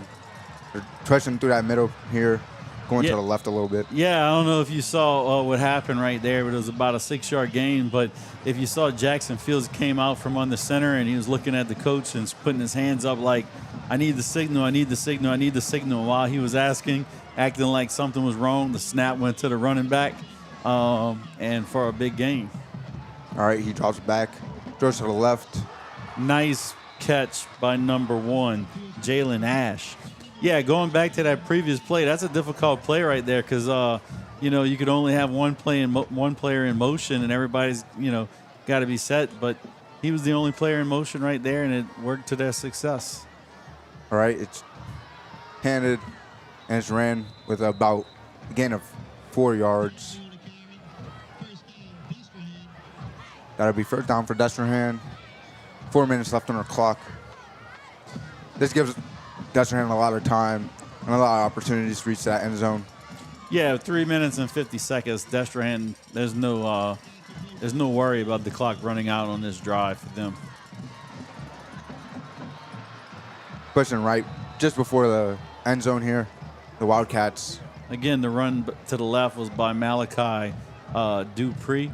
Dabney. That's going to bring us, Malachi Dabney. That brings him to the 1-yard line. The ball is handed and it's pushed right into the end zone. That'll be another touchdown for the Wildcats here. Yeah, I believe there's 3 touchdowns on the night by Malachi. So that'll be 3 minutes, 18 seconds with a touchdown for the Wildcats. That'll put them 20-7. They're getting ready for that extra point kick. That could decide a lot for the night. But, there's still a lot that could be done in the second half. We're right before halfway mark. And the kick is good. No, it's no good. Oh, it's no good. Yeah, that's going to be, that's no good. That's, we talk about those points right there sometimes that you can lose or gain in the kicking game. So right now doesn't mean a lot, but it could mean something, later in the game. So Destrehan's winning 20-7 with 3 minutes and 18 seconds left in the second quarter. Ali, this is going to be a big drive for Hahnville, right? So Hahnville would like to change the momentum before they go in the half. I think, a touchdown is what they definitely want. They got plenty of time to get there. Right. But they definitely need to come out with at least, a field goal. All right, so we'll be looking at Algerald Walker for this kickoff. As we've seen in previous plays, he's made a lot of great runs, receiving the ball after the kick. So, yeah, so if I was the kicker, I would start kicking it away from Algerald. But yeah, literally anywhere else. But on the left side, there's another standout. It's Bennett Nakan. Our number 10 here. Yeah, pick your poison right here. They're switching sides. I think they want to get I think Hahnville wants to get the ball into Giroux's hand. And they're kicking it straight to Bennett Nakan. Yeah, and he let it go so Giroux can get the ball. Great run here. And Giroux's still up. Another great carry or kick return by Al Giroux that puts them at the 48-yard line with 3 minutes and 11 seconds. That's plenty of time to work with right here. Hahnville has 3 timeouts. They have not used any of their timeouts yet, so they have 3 timeouts and still have 3 minutes left in the second quarter. That is plenty of time for this drive. There's no reason to hurry. Right. There's no reason to rush. And you can run the ball here. You don't have to get out of your game plan at all. You just don't want to give the ball to Destrehan. That would be a bad spot. So we have 2 receivers to the right, 1 to the left here. Fabian Celestine moves to the right. Is thrown short and caught here. Pushed out of bounds here. That was a screen play going to the left side. They had all the motion and activity going towards the right, and that got Michael Props open on the left-hand side for a screen, and he ran the ball for about 15, 20 yards for first down. That's not a name we call very much. No, we not. did call it last week. He had a receiving touchdown, but he's the H-back. You don't hear his name very much. Good run right there by Michael Props. All right, we have 2 receivers to the left, player in motion to the right, 2 receivers to the right, and it's thrown to the middle here. That was a beautiful pass by Teague. Breaks out of a tackle. And that goes to, looks like, I want to call the right number. I think it was 3. Number 3, Lance Marshall, senior wide receiver for Hahnville. We've heard his name caught a couple of times. Huge gain for about 40, 35, or 30 yards. That's going to bring Hahnville down to the 15-yard line. That's going to be 2 minutes and 2 minutes and 40 seconds left on the clock. That's right where they want to be here. Yeah, being this close to the end zone right now in their own territory, Hahnville needs to score and to end this half. All right, there's no wide receivers out Wow. here. Oh, man, that was a sack. Yes, I said they read that play. Number 7, Ryan Montague on the tackle. That was very close. Could have been intercepted on a pitch for a touchdown going the other way. So, Destrehan was all over that play. That was a loss. It's going to bring up 2nd and 12. But, again, Hahnville needs to score right here. They put themselves in this position right here, the opportunity to close the lead. They want to take it home. They need to take advantage of this.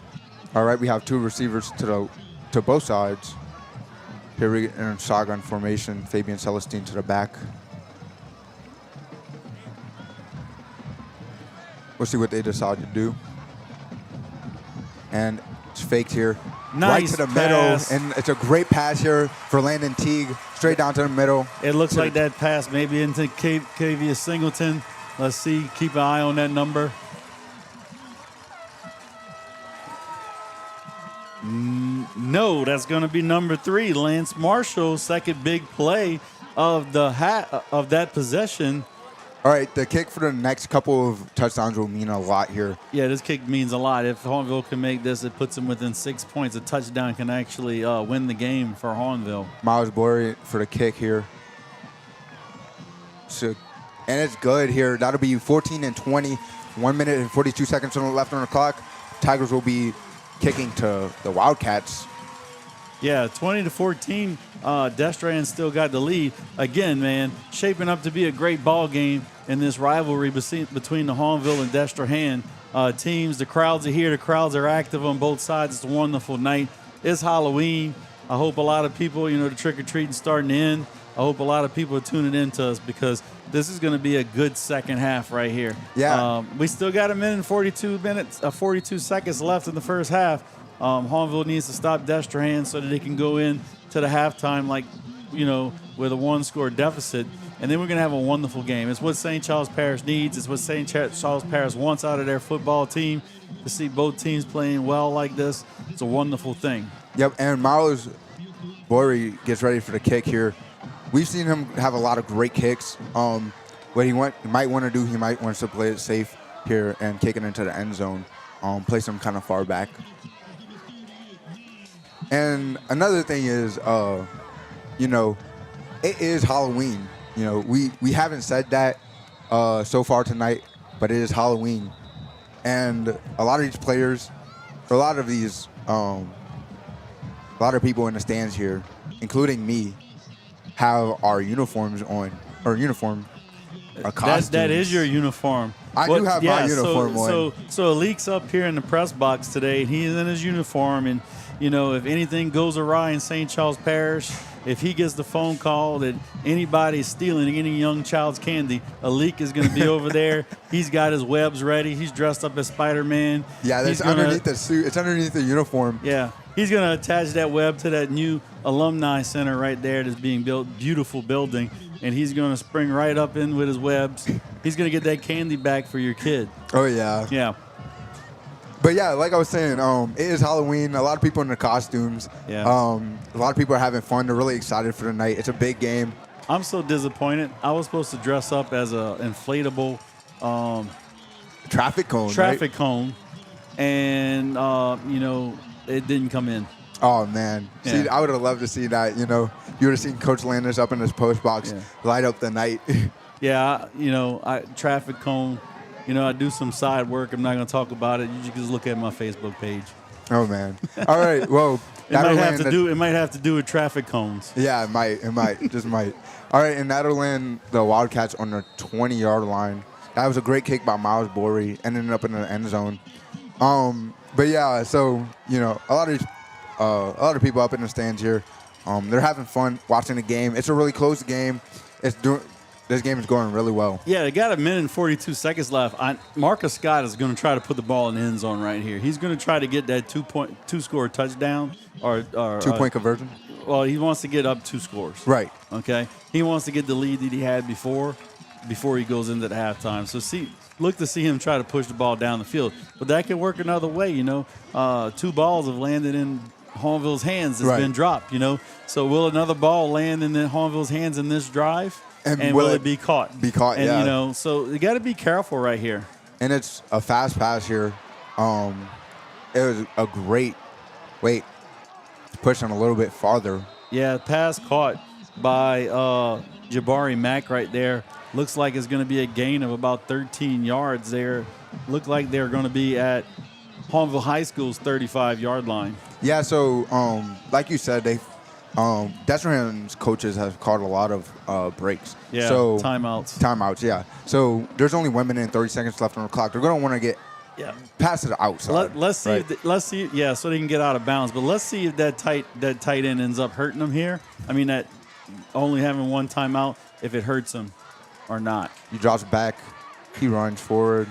Jackson Fields gets. He's a tough runner. Yeah, Hahnville had him bottled up possibly for a sack right there, but he ends up gaining 2 yards. But again, it's 2nd and 8. The clock's running. We have a minute left. Destrehan has 1 timeout.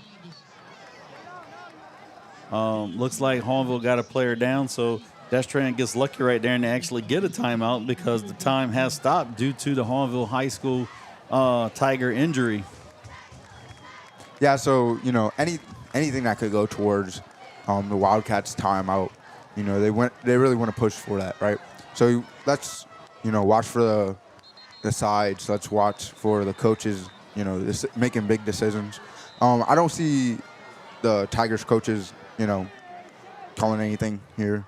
Just making sure that their players play great defense and stopping the Wildcats. Yeah, you're probably gonna see a little bit. Hahnville's gonna probably play a little bit more, looking out for the pass right here. If they could, there's 52 seconds left now on the clock. And it's dropped back here. That was a screen. That was a screen play right there. He had linemen 15 yards downfield ready. If you'd have caught that ball, but Hahnville's pursuit right there enabled Jackson Fields not to be able to see his target. Great defense here. Throwing it in the ground. So now it's going to be 3rd and 9. It's 43 seconds left. Destrehan still has 42 yards to go for a touchdown. That put the Wildcats in a tough position, but they have, a lot of great wide receivers that they're seeming to take advantage of. There's 3 to the right here, 1 to the left. And Jackson Fields drops back and tries to run for it, but it's sacked here. That's going to be a sack. Let's see if Hahnville calls a timeout. Hahnville calls a timeout. That was a great call here. So now Destrehan's going to have to punt it to him. Right. Okay. So it's a timeout by Hahnville.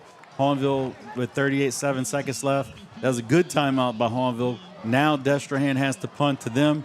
Let's see. Just counting the yardage right now. 10, 20, 30, 40 yards.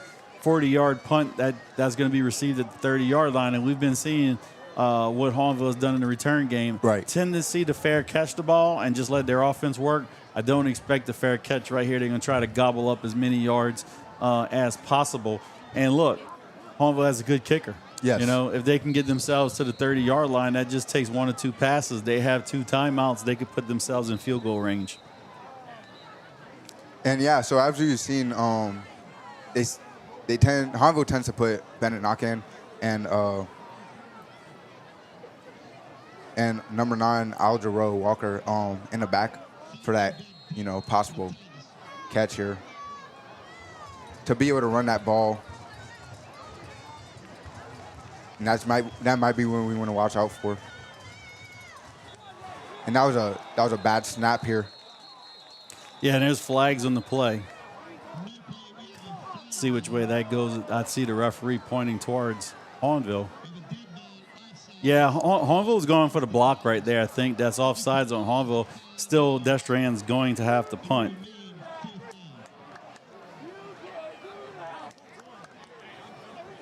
All right, that'll put Wildcats in a bit of a better punting position here. Seems like Yeah, we got to pause in the action. Let's go over some scores going on around the area. I'm having trouble finding one score leak that I would like to know about, so that is let all the viewers know. I've been getting some text messages, so maybe they can find it for me and text me. I'd like to find out what the Terrebonne score is, because that's going to play big in this district with the game that we got going on tonight, and possibly the Thibodaux score. Maybe somebody from Honduras can find that for me real quick. But right now we have, in the River Parish, St. James is beating Patterson 29-0 in the second quarter. It doesn't really have anything to do with us, but this is just some River Parish scores. Right. Riverside Academy up on Varnado 49-0 at the half. Looks like St. Charles Academy and Laplace is winning against Discovery 43-0. Looks like East St. John and Carver are tied 0-0 in the first quarter. We're still scrolling, trying to see if I can find that Thibodaux game and that Terrebonne game. Yeah, so it seems like a lot of games are really close out here tonight. Found it. Thibodaux and Terrebonne are playing. They played yesterday on a Thursday night. Wow. Thibodaux won that game 27-21. 27-21. Yeah, 27-21. So if Hahnville is able to pull this game out, I'm not sure what the district standings are exactly. I wasn't really looking at Thibodaux.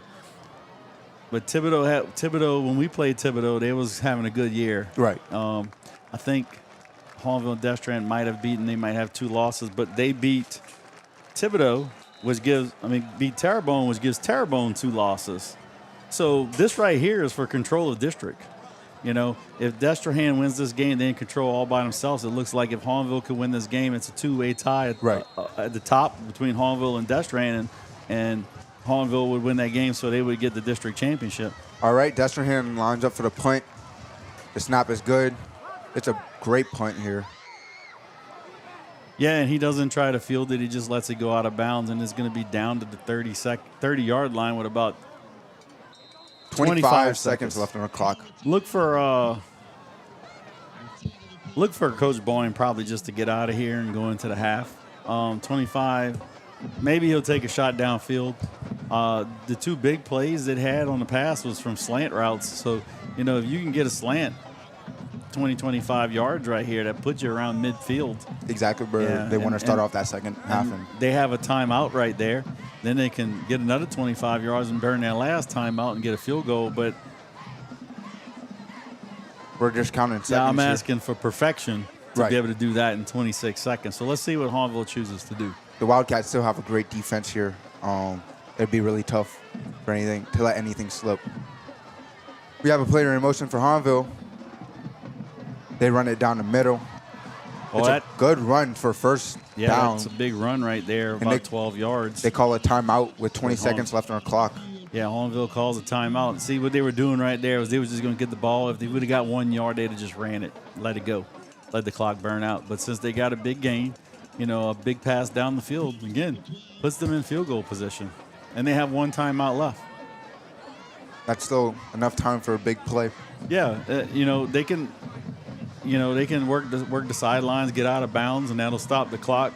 They can go through the middle one more time, use that last timeout, but then they'll have to go to the sidelines again to get some more yardage. They won't have any. So let's see what Coach Boyne does right here. Coach Boyne, the head coach, is also the offensive coordinator, so solely his decision what play they're going to run. All right. We'll see they're lining up here. Yeah, they're lining up with 4 wide receivers. I really look forward to these last 20 There's seconds. a one-on-one on the left side right now. Looks okay. Here comes another guy in coverage. So here, there's 2 receivers to the left, 1 to the right. Shotgun. Landon T drops back. Seems like he goes for the run. Tries to not get sacked. Yeah, he was looking for a wide receiver on the top of your television. That was Bennett Nykamp there, but number 5 for the Wildcats, Damian Richard. You know, he had him locked up within the first 5 yards. There was a battle going on. So that was a good job right there by the cornerback for Destrehan. And Coach Destrehan runs out. That'll be it for the first half of the game here with the big game, Hahnville versus Destrehan, the rivalry game. that'll be it for the first half. All right, we'll be starting up the halftime show here. It's a big one here tonight. We are doing Pink Links. Just a reminder that we've had a big thing, donation being set up for Pink Links, researching breast cancer. Big donations for both the West Bank and East Bank, which will be displayed here at the halftime show. So I got some information right now about the district. So Destrehan is leading the district with a 4-0 record, followed by Hahnville in second place, and Thibodaux in second place, both 4-1 in the district. So I'm not sure if Destrehan has played Thibodaux yet, but that might be their only loss. I don't know.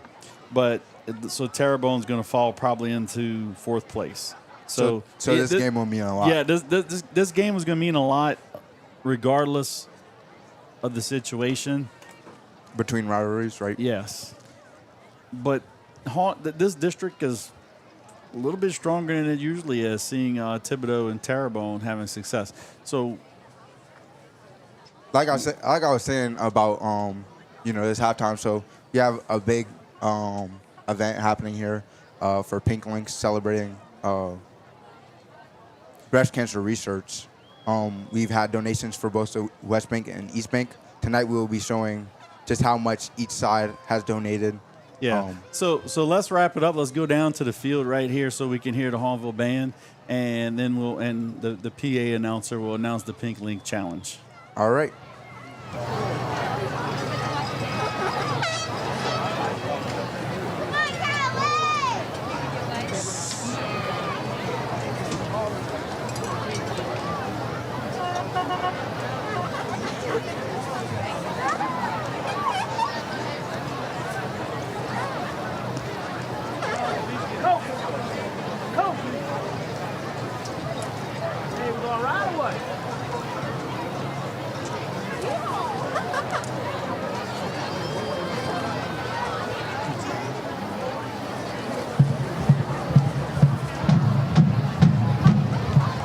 Good evening, ladies and gentlemen, and welcome to tonight's halftime activities. We begin tonight by featuring the Hahnville High School High Steppers and the Destrehan Dusty Darlings. The High Steppers are under the direction of Miss Connie Voges and Miss Elizabeth Perino. They are led by co-captains Carson Ford and Sarah Waits, and lieutenants Lexi Ford and Molly Pisani. The Dusty Darlings are under the direction of Miss McKay Voges and Miss Courtney Callahan. They are led by officers Hannah Burst, Katie Dew, Isabella Loop, and Avery Trusclair. Tonight, the High Steppers and the Dusty Darlings are excited to be performing to Thriller.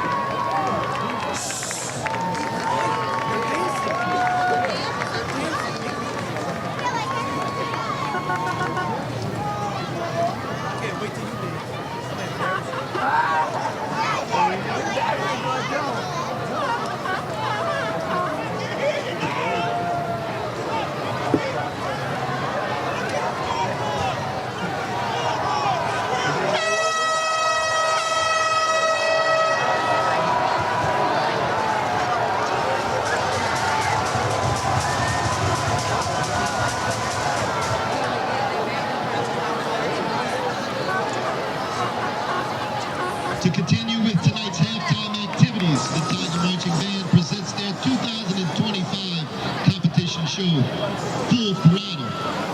Drum Major Elizabeth Bishop is your band ready to perform.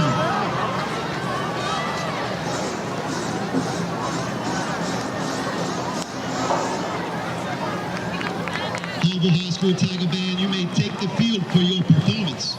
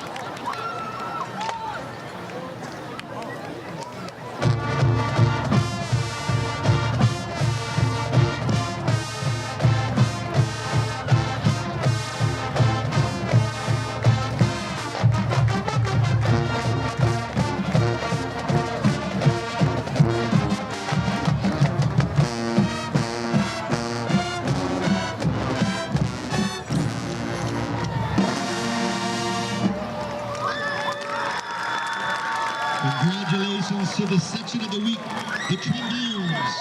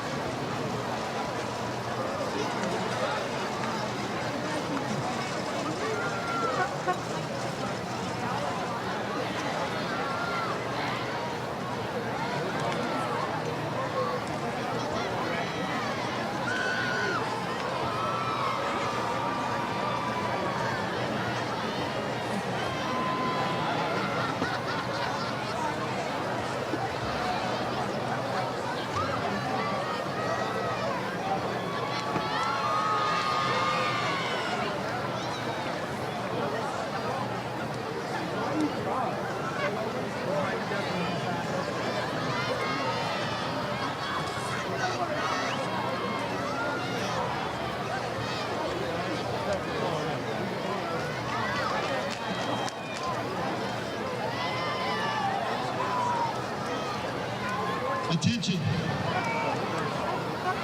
If you are facing cancer, a cancer survivor, or if you have lost a loved one to cancer, please stand up. This presentation is dedicated to you. Did you know that there are more than 4.1 million breast cancer survivors in the United States? Did you know that the average risk of a woman in the United States developing breast cancer sometime in her life is 13%? This means that there is a 1 in 8 chance she will develop breast cancer. Female breast cancer is the 4th leading cause of cancer deaths in the United States. About 1 out of every 100 breast cancers diagnosed in the United States is found in a man. For men, the lifetime risk of getting breast cancer is about 1 in 726. The health science classes at the St. Charles Parish Satellite Center wanted to bring together both sides of the river while also raising money and awareness for breast cancer. This is the 14th annual Pink Link competition. The goal was to see which side of the river could sell the most links and raise the most money in support of breast cancer awareness. This is truly a community effort. Thanks to all who participated, especially the feeder schools. We cannot do this without your support. The winner of that challenge is the West Bank Hahnville High School.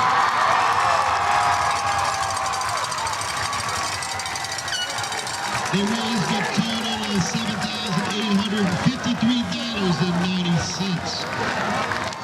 And the East Bank Destrehan High School raised a total of $7,540.65. Outstanding job for both sides of the river. They raised a total of $15,394.50 to donate to the American Cancer Society. Yes, you heard it right. $15,394.55. In the end, both sides of the river are coming together as one parish. By joining the links together, they are representing that no one fights alone. Together, St. Charles Parish will fight to help raise awareness for breast cancer. Thanks to everyone who participated in this project. Thank you.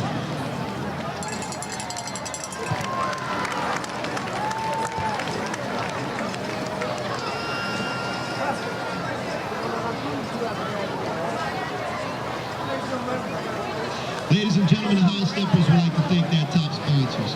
AMPM, Associated Terminals Turn Services, Birdie's Food Fuel, Boudreaux Collision Center, Brian Subaru, CCA River Parishes, Craig's Jacqueline, Cyclone BJJ and Combatives, Dance Unlimited of Parody, Farm Bureau St. Charles Parish, Hahnville Construction LLC, H. Worth Elevator Service, KB Seniors, Legacy Environmental, Louis Rubber Service Incorporated, Lloyd J. Bourgeois Injury and Accident Lawyer, Pintail Contracting Services LLC, Precision Roofing and Construction, Simon's Remodeling and Renovation, St. Charles Driving Academy, St. Charles Printing, Tab Troxel Assessor, Tash Construction, and Trendsetters Barber Lounge.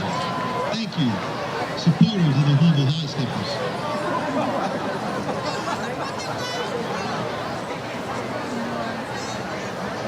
Ladies and gentlemen, get out those half and half tickets.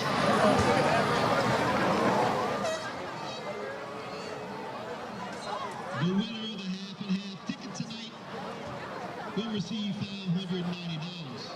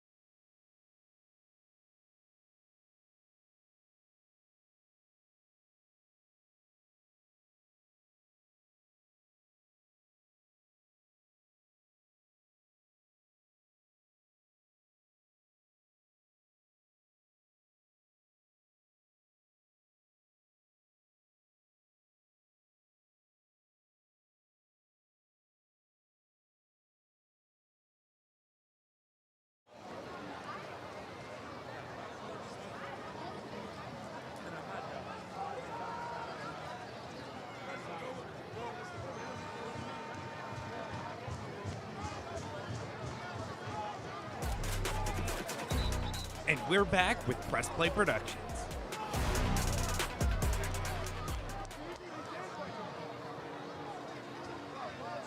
All right, Coach Landis, we're back for the second half here. Yeah, what a good halftime show, right? Yeah, it was great. We had Hahnville and Destrehan's dance team out there dancing to some Thriller on Halloween night together. It was a wonderful performance. Great dance teams. And a great song, too. So they decided the Pink Lynx, Hahnville won, brought that one home. Yeah. Thank y'all, everyone, so much for donating to breast cancer research. Yeah, Hahnville raised $7,854.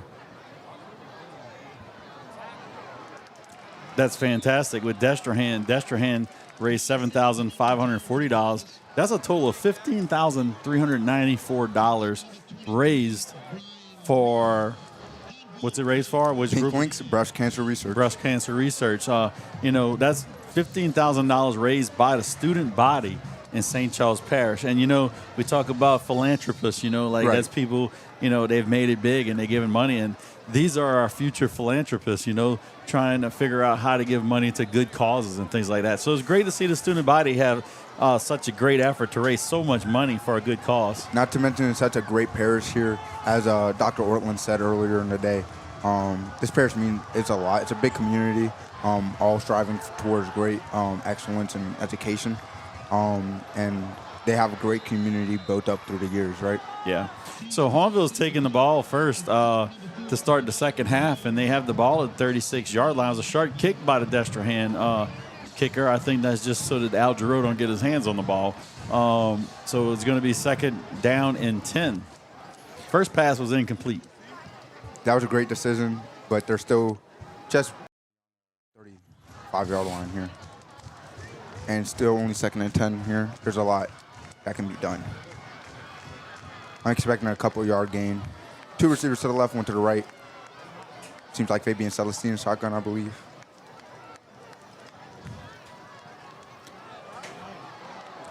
Good pass by Teague. That's for about an 8-yard gain to number 10, Bennett Knockamp. That's going to bring up third down for Hahnville with about 4 yards left to go in the third. And we in the third quarter, 11 minutes and 46 seconds left on the clock.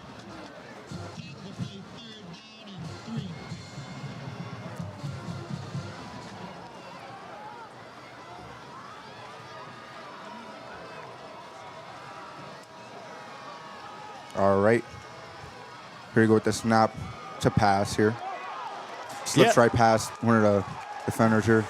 And it goes out of bounds at around the That was a great 41 pass. yard line. Slipped out to, again, that's the H-back, number 6, Michael Props, out the backfield for a large gain of about 20 to 25 yards. It's going to be first down for the Hahnville Tigers. Hahnville driving. They're now at their own 41-yard line. Yeah, you want to watch out for that H-back there. Michael Props, he's always right on the ends of either the left and right side of the defense, looking to get past them and get an open zone just for Landon Teague to throw that ball right into his hands.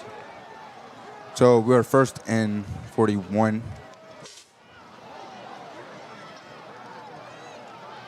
Teague passes deep and out of bounds. I think he had a lot of pressure. The pressure was from the Wildcats linebacker. Looks like it's possibly number 15. That's Cameron Florent, the linebacker. He had pressure on Landon Teague. Pressure was in his face. He was going to Kieva Singleton, but he threw that ball out. He just threw it out of bounds. Being protective of the ball right there. All right, we're just starting the quarter with 11 minutes and 32 seconds on the clock. Second and 10 for Hahnville. Seems like we got two receivers on each end. Fabian Celestine in a shotgun. Player that 14 in motion, Aaron Williams. And that A screen pass right there. Looked like pass interference to me. Contact was definitely before we got to the carrier. But the coverage was by number 40. No flags on the play, so good play by number 40, Blaine Picoot, another linebacker from Hahnville. Seems like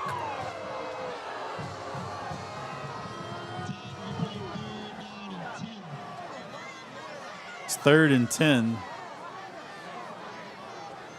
for Hahnville. Seems like that flag was canceled out here. So Hahnville will be playing 3rd and 10.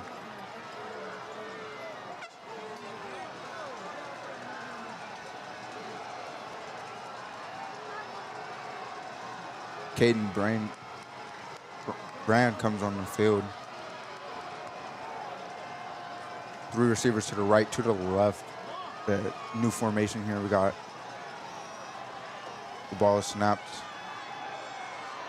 Landon Teague runs the ball. Seems like it'll be a gain of about 6 yards. Excellent run by Landon Teague. He got close to the yard marker, first down marker. It's 9-yard carry right there, but it's going to be 4th and 1. So again, Coach Greg Boyne has to make a decision right here. 4th and 1. It's 30 yards. It'd be about a 47-yard field goal, probably in Borey's range, but that's a low percentage field goal. It looks as if the Tigers are going to go for it right here. That's a smart play here. They're, down on score, so they really might want to get a little bit of risky. Take a chance. All right, Landon Teague.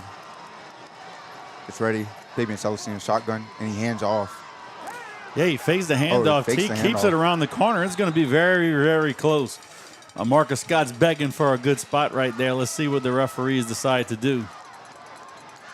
That one caught me off guard here. Seems like they're... To me, it looks like he may have the first down. That's very, very close. They're going to call an official timeout. They're going to try to get a measurement out there. It looks like the yard marker is exactly set at the 31-yard line. Doesn't seem like they're moving. The refs are deciding. From my point of view, it looks... It's going to be close. It's going to be really, really close. It's like Hahnville's having a little bit of issues here. The Hahnville players look like they're celebrating a little bit as the chains come out. They feel like they may have the first down.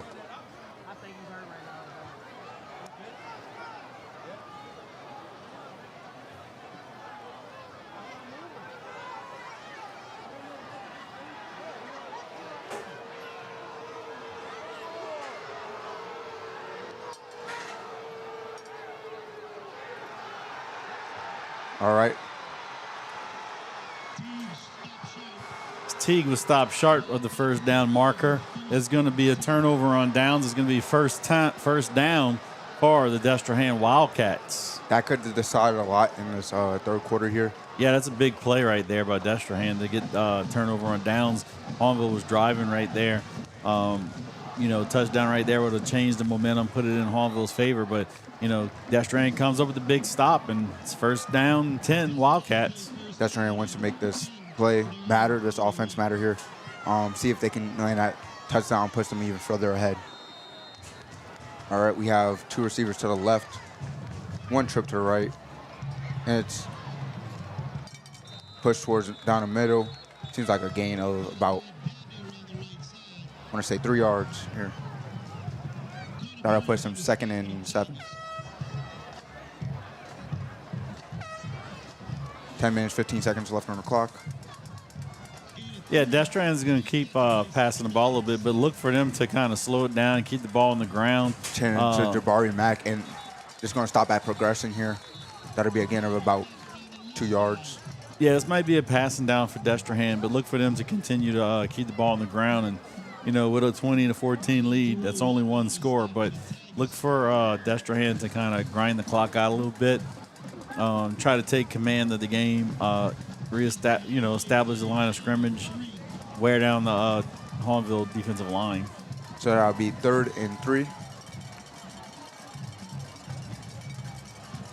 Destrehan hands off to the left. It's a good run here, but they go out of bounds. But that'll land them first and 10. 9 minutes and 28 seconds left on the clock. Clock stops. Yeah, that was a good run.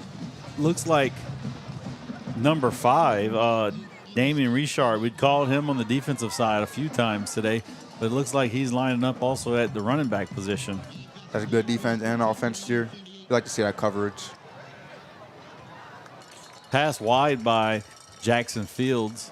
It seems to be an incomplete pass. He was throwing the number 3, Cal Williams. That'll be 2nd and 10 here. The Wildcats.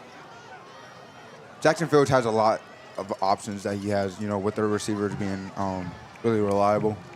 But sometimes you just want to make sure that that offensive line stays, keeps you safe. Seems like they try to push down the middle. Stops at line of progression here. It'll be a gain of about 4 yards. Got to push them 3rd and. Yeah, it's third and 7. 3rd and 7 right here. Hahnville needs to make a big stop right here. This is a good position for them to stop the Wildcats. They're in a passing 3rd and 8. It's a passing situation, so Hahnville can key in on that pass a little bit right here. All right.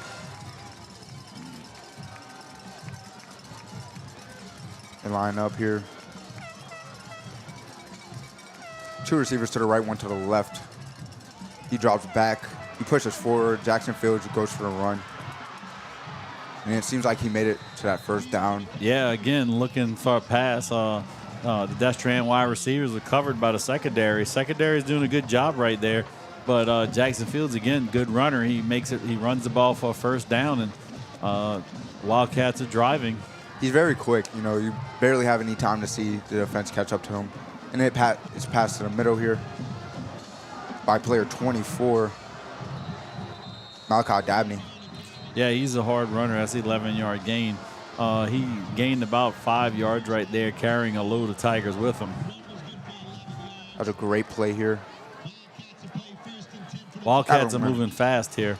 Yep, putting them right before the end zone. That is not what the Tigers want to see. They don't want to, have that score get wider apart.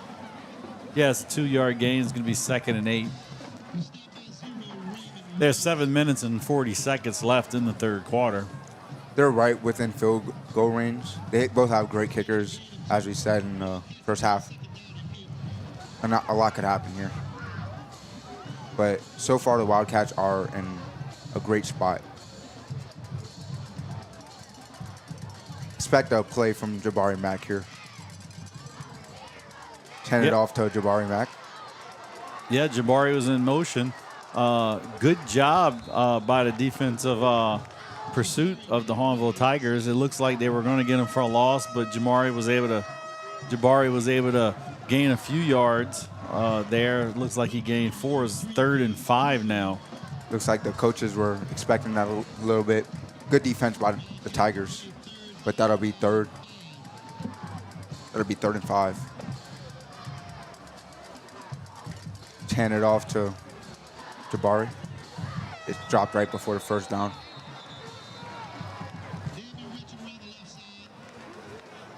Yeah, that run was by number 5, Damian Richard. Again, he's a defensive back and slash running back for the Wildcats. His knee went down about 2 yards before the 1st. It's 4th and 2. It looks as if the Wildcats are going to go for it. Look from, quick snap. Dabney up the middle. Doesn't look like Hahnville was set and ready yet. He runs the ball for about 21 yards. He's down at the 1-yard line. It's going to be 1st and 1 for the Destrehan Wildcats. 6 minutes, 13 seconds left on our clock here. It seems like the Wildcats will be taking an advantage. They push right into the end zone. That's 2 times in a row Hahnville's defensive line was not set because Destrehan was running quick. And Destrehan took advantage of that to score. Makes it 26-14 favor of Destrehan with 6 minutes and 3 seconds left in the 3rd quarter. The Wildcats will want to watch out for that. So here they're going to want to make a good play. It looks like Destrehan's going to go for 2 right here to make up for that extra point that was missed earlier. The best thing that the Wildcats can do here is just stop it dead. But let's see. Jackson Fields makes a lot of great decisions here. Jabari Mack in motion. And it lands right into the end zone here. Yeah, that was another misdirection play right there. Looks like a fullback 42 wide open in the end zone. That would be Bruce Walker, a senior. Player injured on the field for Hahnville. Yeah, so they got the 2-point conversion now, so that missed extra point has been erased. It's 28-14. Destrehan has a 2-touchdown lead on the Hahnville Tigers. We might see Hahnville push for an increase, on that 2-point conversion later in the game. But for now, they just want to focus on getting those touchdowns and making it back to where Destrehan is, making sure they're able to take that game home. 6 minutes and 3 seconds left on the clock. We're just about at a halfway point for this quarter. This player injury will take us for a break.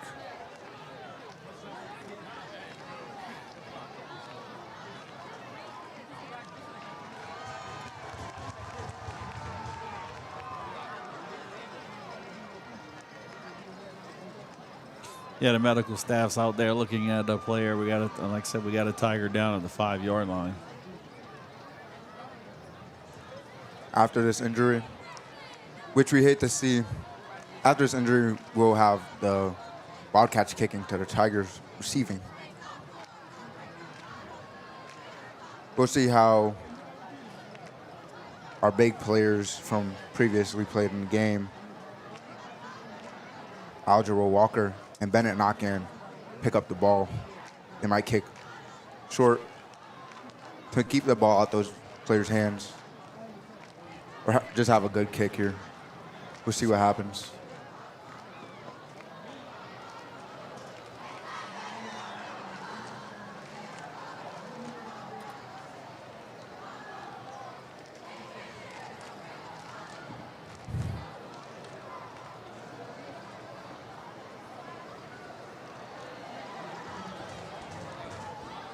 A moment for the Tigers out here. They play a great game. Really making sure that they get, all the action and while they can here for this big game. Yeah, the player's on his feet. He's walking off. They're holding his arm up, so it looks like it's injury to the right arm.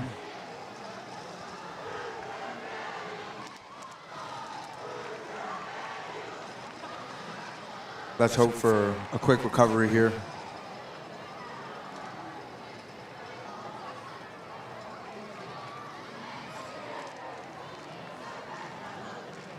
Wildcats get ready to kick. Algerald Walker and Bennett Knockin deep.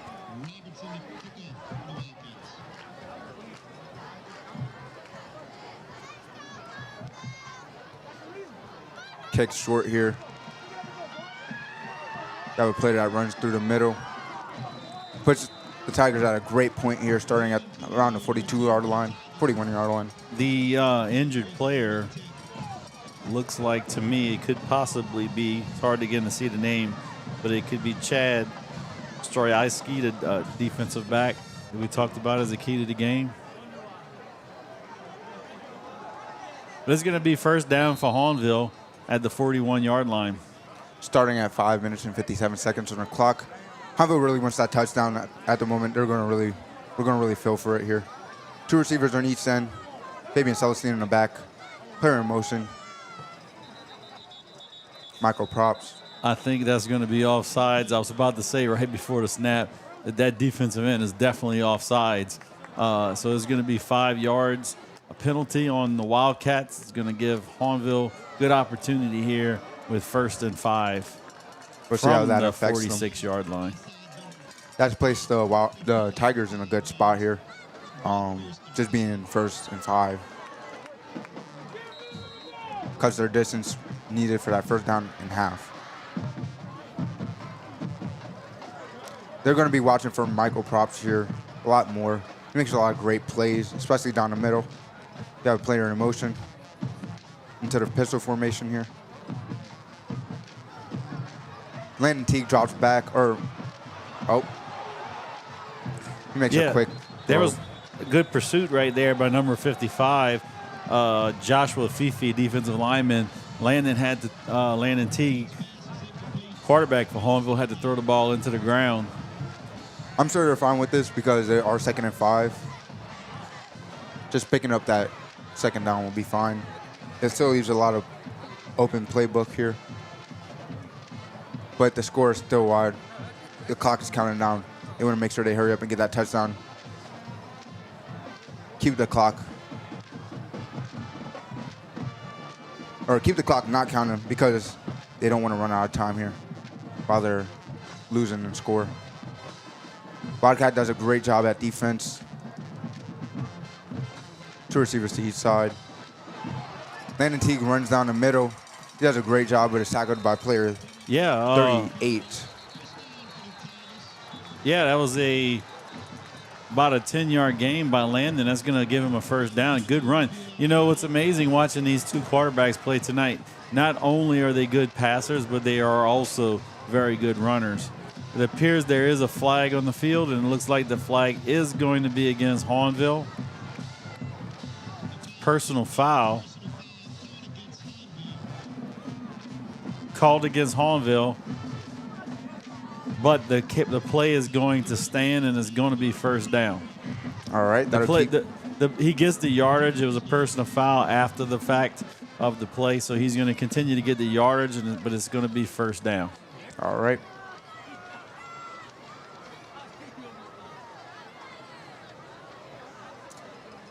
That places them 1st and 10 here. Yeah, even though it was after the play, it still backs up Hahnville 15 yards. That definitely hurts. Hahnville had got to the 40-yard line of their territory, but now they're at the 43-yard line in Destrehan's territory. Essentially, yeah, that was a 15-yard penalty backwards. We're seeing a stack on each side here and a shotgun. Fabian Celestine at the back. This is an interesting play. Landon Teague drops back and throws the ball deep. And it's almost caught here by Destrehan. Yeah, that pass was to number 5, incomplete to Kavius Singleton. On the coverage again was number 5, Damian Richard, and the safety also back in coverage. Yeah, we said this here, great coverage. They can't throw deep because as we've seen, their players are always being covered. Yeah, that safety's Taj Martin. Taj Martin's brother used to be a good safety as well. I think his brother played in college. We've seen Hahnville play this formation a couple of times. We have 3 receivers to the right, 2 to the left. It's quick thrown to the left. Quick throw and good run by number 5, Kavius Singleton. Keep his feet moving right there. It was a quick curl route, and he fought for extra yards right there. That's going to give him a good opportunity right here. It's going to be 3rd and 2. They're going to play this. Hahnville. Yeah, they're going to definitely play this, get that first down. It's right there. I'm expecting them to hand to Fabian Celestine here. Yeah, either Fabian Celestine or you might see a fake Fabian, and you may see Landon Teague take the ball around the end. All right, we have 2 receivers to each side. They're deciding what to do here. Number 14 in motion. It's faked. And it's a pass. It's a quick pass. To Kavius Singleton. Yeah. 5-yard pass to Kavius Singleton. Good throw and catch. That'll be first down here. That's exactly what they wanted to see. As you said, they faked the pass, the handoff. It was a simple high percentage play that Hahnville did right there to get the first down. So Hahnville's driving here. They where they were now. They were where they were when the penalty was called for unsportsmanlike conduct. So they made those yards back. We got 5 minutes and 3 seconds left remaining in the 3rd quarter. It's Hahnville or Destrehan 28, Hahnville 14. Play 14 in motion. Landon Teague drops back and throws deep yet again. And it's almost caught, but it was an incomplete pass. Yeah, an incomplete pass, good coverage. Players were battling right there. The ball's up in the air, a lot of hand fighting going on. There's no flag on the play, and the play is incomplete. That was a great play, though. Just a little bit short here. And there's a penalty thrown on the that's going to be an unsportsmanlike conduct or a sideline warning, actually, for Hahnville. That's their first sideline warning. The next time they have a sideline warning, that's going to be a penalty. What's happening right now, Hahnville coaches are asking for pass interference. So are their fans, and that's what caused them to get the sideline warning. All the coaches were on the field, and just getting a little excited here. Getting a little excited, telling the referee what they want. You here. may have made a mistake. Right. That's what Hahnville coaches are saying now. But we'll go back and look in film. I think it was just a good, tough, hard-nosed play by both teams right there. Flag thrown here. Seems like they're deciding.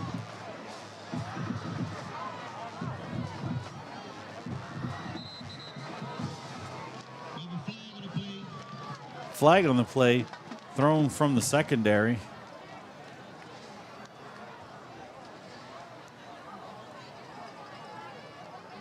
Coach Boyne seems to be having a moment down there on the field. 4 minutes and 58 seconds left on the clock. It's 28-14, Destrehan.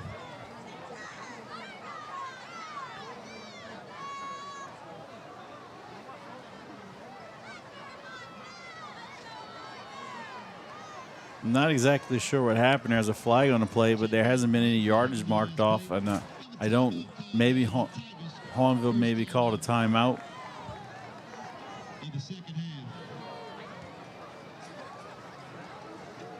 All right. Seems like we're getting right back to the game here.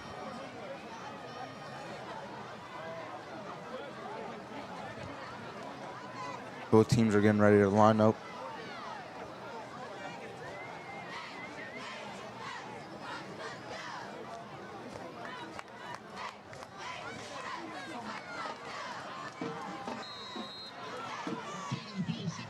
You have one receiver to the right, two to the left here. We're in a pistol formation.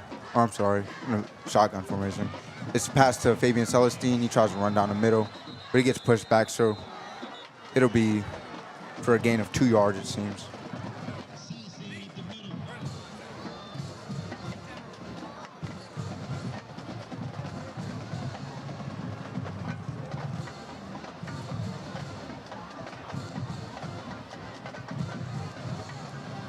Four minutes and 30 seconds left on the clock.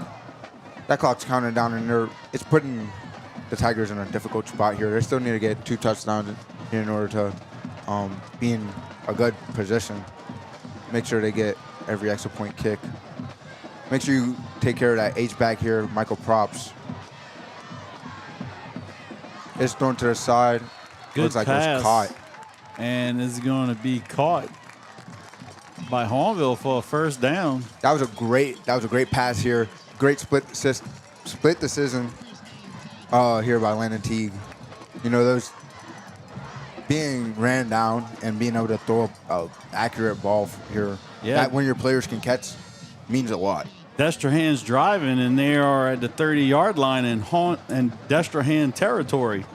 All right, 3 minutes and 50 seconds left on the clock here. They don't have any receivers going wide. Hand to Fabian Celestine. He pushes down for a gain of about 5 yards. That'll be second and should be 5. Second and 4.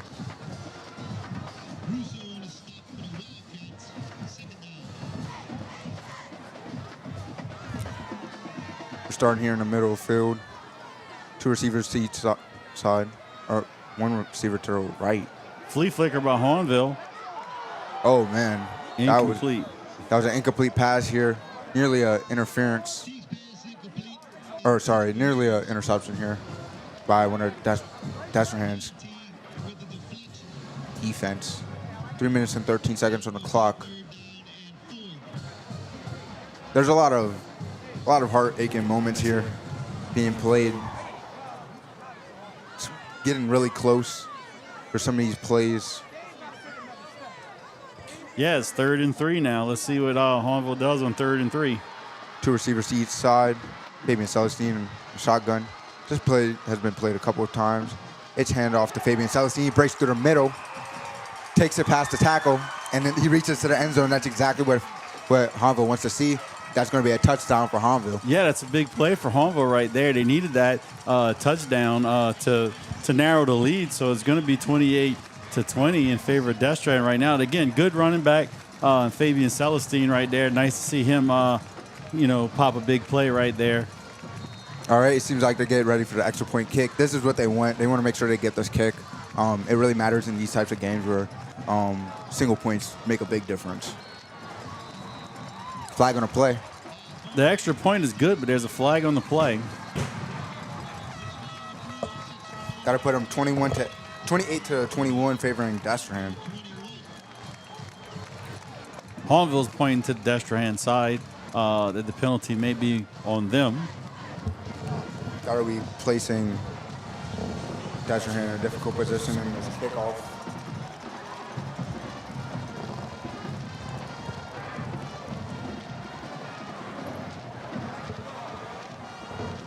It's a nice night tonight.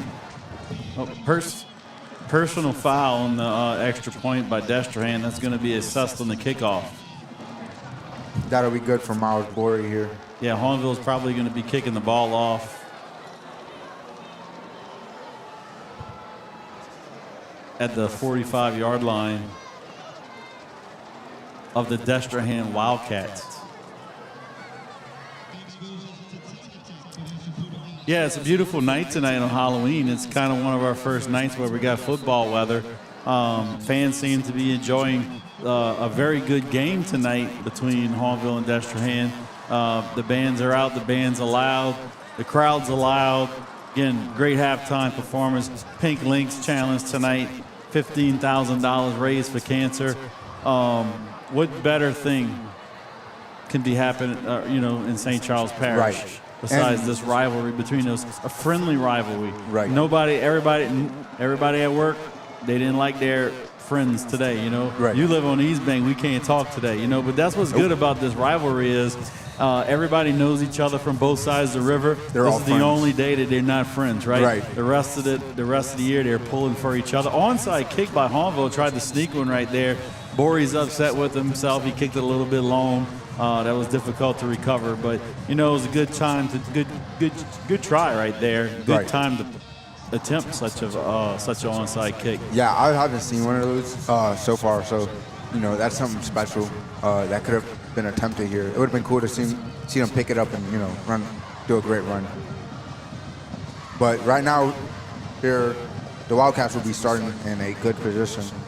Yeah, that's going to give the Wildcats a good field position. It looks like the ball is going to be spotted it's going to be spotted at the 35-yard line because the ball went out of bounds. 3 minutes left on the clock. The Wildcats have a decent amount of time here to see what they can do. They're going to probably be trying to do those large gap plays here, getting that field, getting those yards. With Hahnville hot on their tail, Yeah, as a football fan, I'd like to see Hahnville make a stop right here and get the ball back and keep this score within one for either team. Right. That really is going to make for a nice fourth quarter, And a great game. Yeah, we've seen everything we're expecting tonight. Two great football teams out there battling it out. Really playing hand in hand with each other. All right, here. They line up. Destrehan's player in motion. It's handed off. And it's blocked. It's down with a gain of about 7 yards. 2 minutes, 50 seconds left on the clock. Or about 9-yard gain. 2nd and 1 here. It's handed off. It's a good run here. That's a great run for a gain of about 16 yards. Yeah, Destrehan's driving again. Big carry right there is going to be first down for the Wildcats. Marcus Scott's trying to get that touchdown back, make it a 2-score game again. Oh, that's a sack here. Yeah, it's a fumble. Looks like the ball's going to be turned over. Let's see who recovered the fumble. Is going to be picked up by Hahnville Tigers. See, that'll matter a lot here. A lot could happen here going into ending this quarter here with 2 minutes and 17 seconds left on the clock. Yeah, again, I couldn't pick up who made that fumble recovery, but there was a whole bunch of Tigers right there. All of them came out the pile. Again, hard to say who made it, but nonetheless, Hahnville's got the ball, and it's going to be first down Tigers from the 43-yard line. Elite.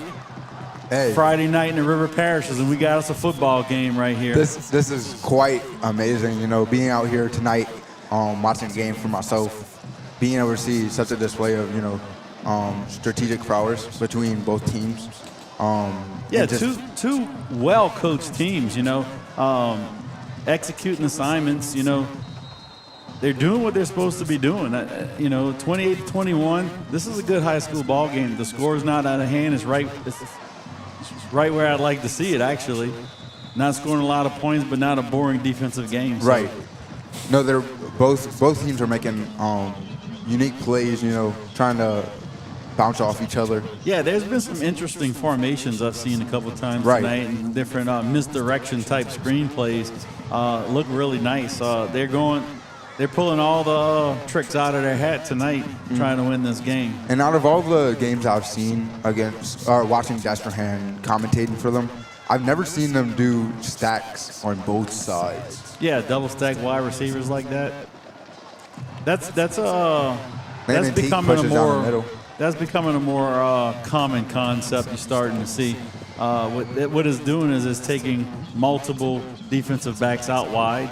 A lot of times you're actually going to see a run in that formation because you're stretching out and spreading the safeties out, allowing running backs to run like right off the tackle or right inside that gap between the guard and tackle. Kind of frees up the middle a little bit. Another thing we've been seeing a lot is Michael Props here being right behind the offensive line. Yeah, he's having a big night out at that H-back position.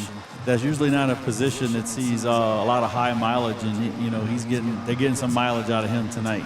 Pistol formation here, player in motion, flag on the play.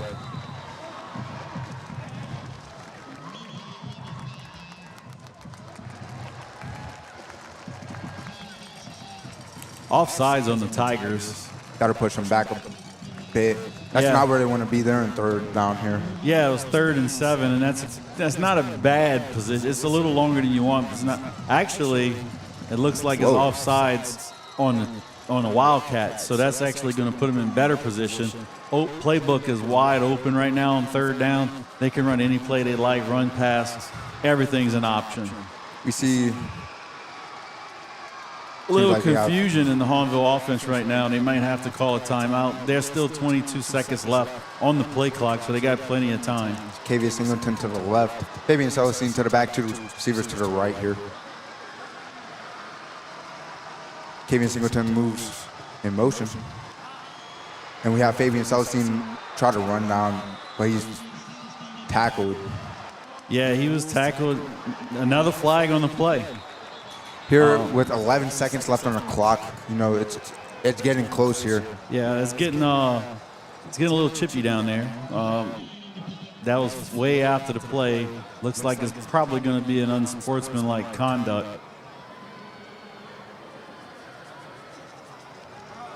That'll be bad for the Wildcats, bad for the Tigers. This could mean a lot for the game. Personal foul on Hahnville. Got to push them way back. They're going to want to bring out their punting unit here. That's going to be really bad for the Tigers.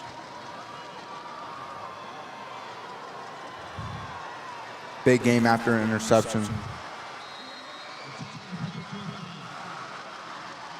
They call.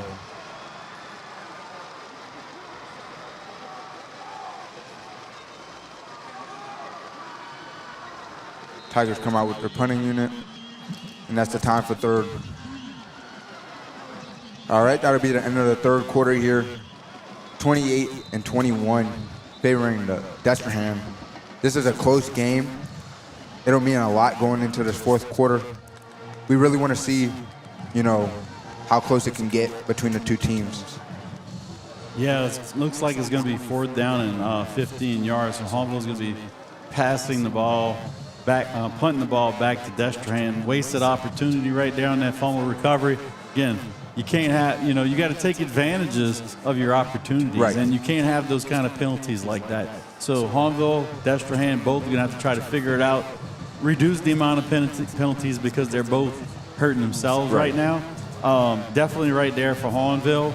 Hahnville was in a great position. Yeah, you got to convert. You got to get some kind of points off of a fumble recovery when you're on in the opponent's own territory. So that'll push them back a lot here. They're going into their punting unit. Switching sides here.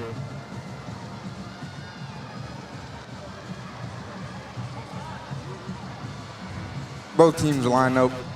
We'll see what they decide to do.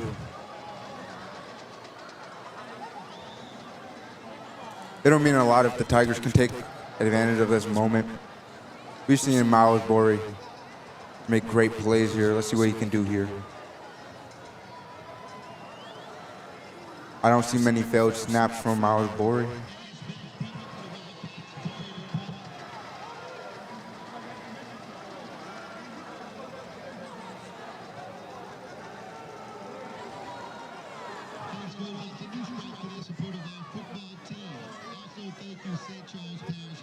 Getting ready for the kick still.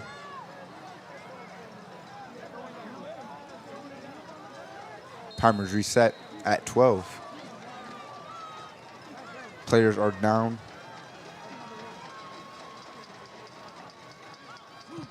Oh, the kick is blocked. Kick is blocked. And blocked by number 7, Ryan Montague.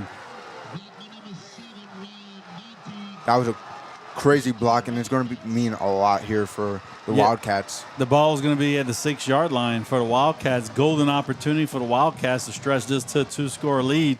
On the other hand, the Tigers are going to be really feeling this here. Yeah, very harmful to the Tigers' chances at this point in the game. We're in the fourth quarter here. It's just starting, but it's going to mean a lot. The Tigers are going to really have to pull through here for the rest of this quarter if they want to, see their chances of winning increase. Yeah, look for Malachi Dobney to get the ball right now. Probably right up the middle again. You're seeing the Tigers get excited here. Dabney gets the ball. Destrehan touchdown, takes advantage of the block punt. Malachi Dabney into the end zone for his 4th touchdown of the night. That's going to bring the lead for Destrehan to 34-21 with 11 minutes and 48 seconds remaining in the fourth quarter. 4th touchdown of the night, seeing that type of stats, you really want to watch out for him. Yeah, he's a great running back, like we said earlier. He's going to be he's a highly recruited. Comes from Destrehan. He's had many running backs in the past. The John Emerys, the Will Matthews. He's come from that same line of running backs, and 4 touchdown night. That's going to look good on a resume. Yes, it will. All right, 11 minutes and 48 seconds. We're just starting the fourth quarter. Let's see what that touchdown makes of the night.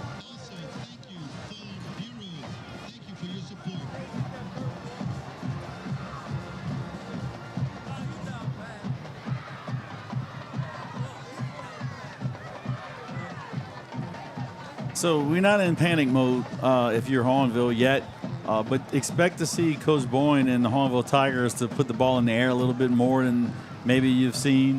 You've seen a lot of passes by Teague, but you saw a lot of runs by Celestine.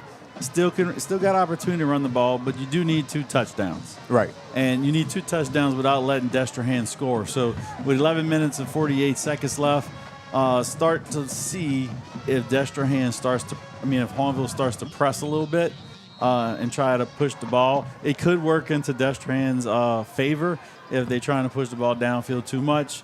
They could come up with a big pick, and 3-score game, would end it. And the kick is off for here. the Tigers. Not picked up correctly here, and it'll bring them down to about the 28-yard line. Yeah, Bennett Knockham was on the return right there. He carried it for about 8 to 10 yards there. It's going to be first down for Hahnville at the 30-yard line. All right. Hahnville will be picking up here. They really want to hurry up and get those touchdowns. put it in a good spot here for this fourth quarter.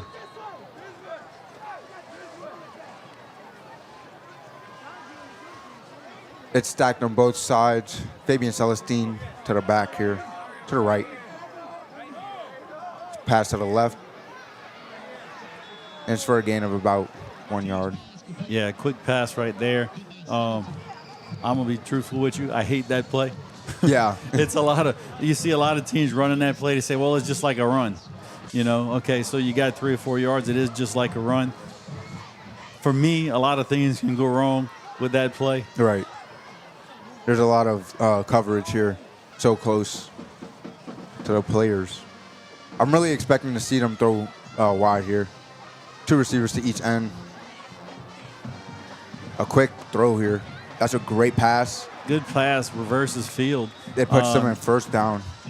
Yeah, good pass by Landon T, completed to number 5, Kavius Singleton. That's going to bring up first down for Hahnville from the 41-yard line. All right, we have 2 receivers to the right, 1 to the left. Fabian Celestine in a shotgun. Player in motion. It's pass to, I believe, Kavius Singleton. He tries to run down the right. Yeah, he ran in jet motion. There was, when he crossed the quarterback's face, a little toss right there to him for a completion. But there was no gain on the play. It's going to be second, or a 1 yard gain. It's going to be 2nd and 9.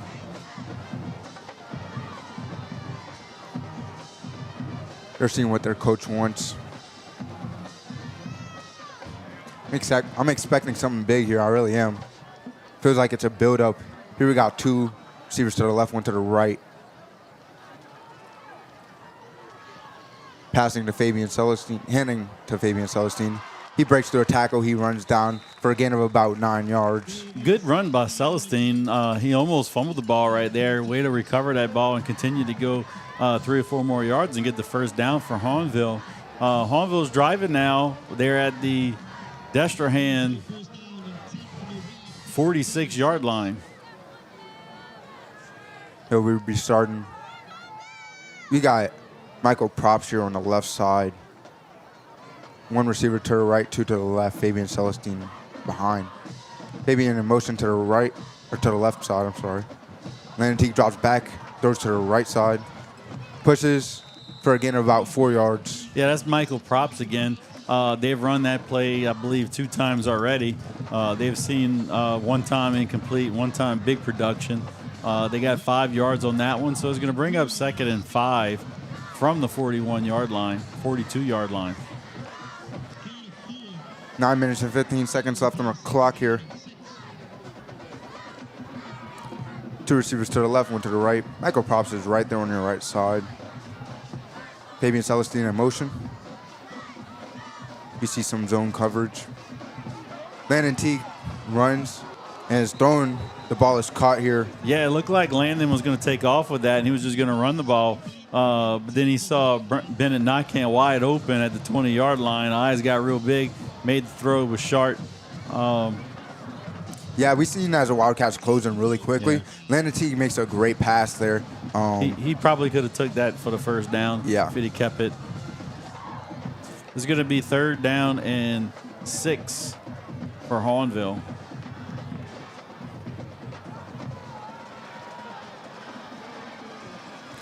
Here we got a pistol formation, 2 receivers to the left, 1 to the right. They're going to make, flag on a play.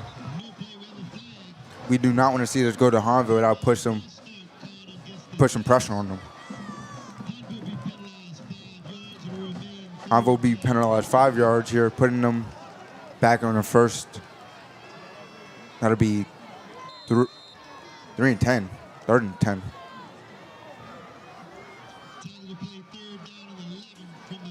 This is definitely going to have to be a passing situation right here. Hahnville needs to drive and need to score. They can't afford to punt right now this late in the game. And Landon Teague takes the ball here.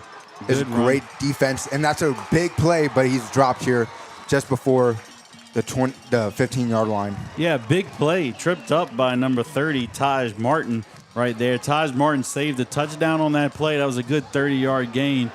He faked the give to Celestine. He took the ball out to the right side. Again, got the big gain. Tripped up by Martin. That's a gain. That's a touchdown saving tackle right there. Shoestring tackle by Taj Martin. All right, play. that'll play some 1st and 10 here. That's exactly what Hahnville needed, especially being 3rd down and 11.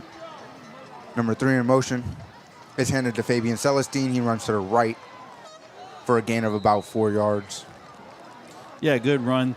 It keeps Hahnville ahead of the chains right here. It's going to be second and 5. Looks like 5 yards. 8 minutes and 15 seconds left on the clock here. The score is still 35-21 here. That can really mean a lot. 2 receivers to each side. Fabian Celestine in the back. It's thrown to the right side, and it's an incomplete pass. That'll be 3rd and 5. Yeah, right there. He tried to throw it on Bennett Nakhan's back shoulder. Probably had a little bit too much velocity on that pass. Didn't allow Bennett to turn his body and catch it off his back shoulder. Maybe he got there a little early. But that's just going to bring up 3rd down and 5. Still 2 more shots for Hahnville to get the 1st down. I have to believe that if they don't get it on 3rd down, they're going to go for it on 4th down this late in the game. 2 receivers to the left, 1 to the right here. Fabian Celestine on the back. Michael Props is to your left. It's timeout called by Destrehan. Destrehan wants to go over to the sideline and talk it over with their defensive coordinator. Maybe try to get the right defense for whatever Hahnville is trying to run right here, whatever kind of formation they lined up for. Yeah, we really want to see what happens, what Hahnville's able to do here.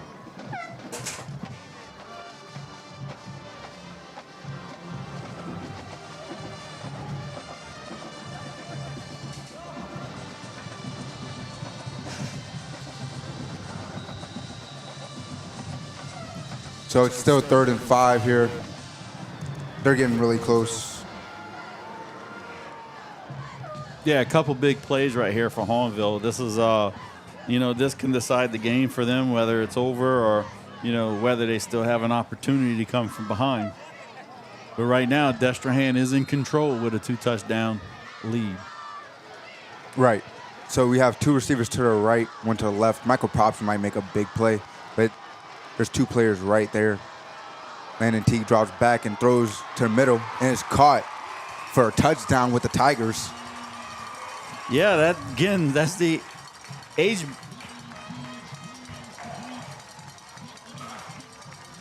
It looks like the age back again. Number 6, Michael Props, again having a big night. We've called many of his games this year. We have not seen this kind of night from Michael Props out of the age back position. But in true Greg Boyne form, the age back is a primary position that I've seen him run for probably the last 20 years, having that position as a critical player. They go for the extra point kick, and it's good here.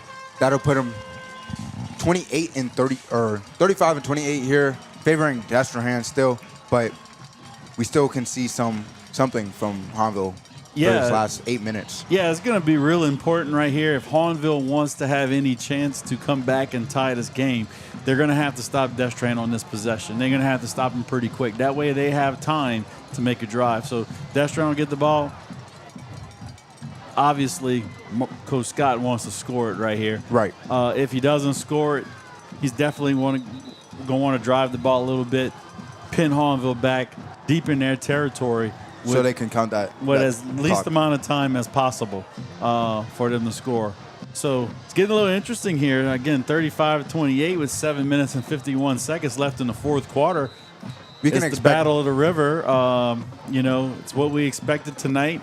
It's basically for the lead in the district. We can expect some timeouts to be called later on in this game. Yeah. Huge PowerPoint implications, too, in this game. 2 teams with solid records, higher in the PowerPoints.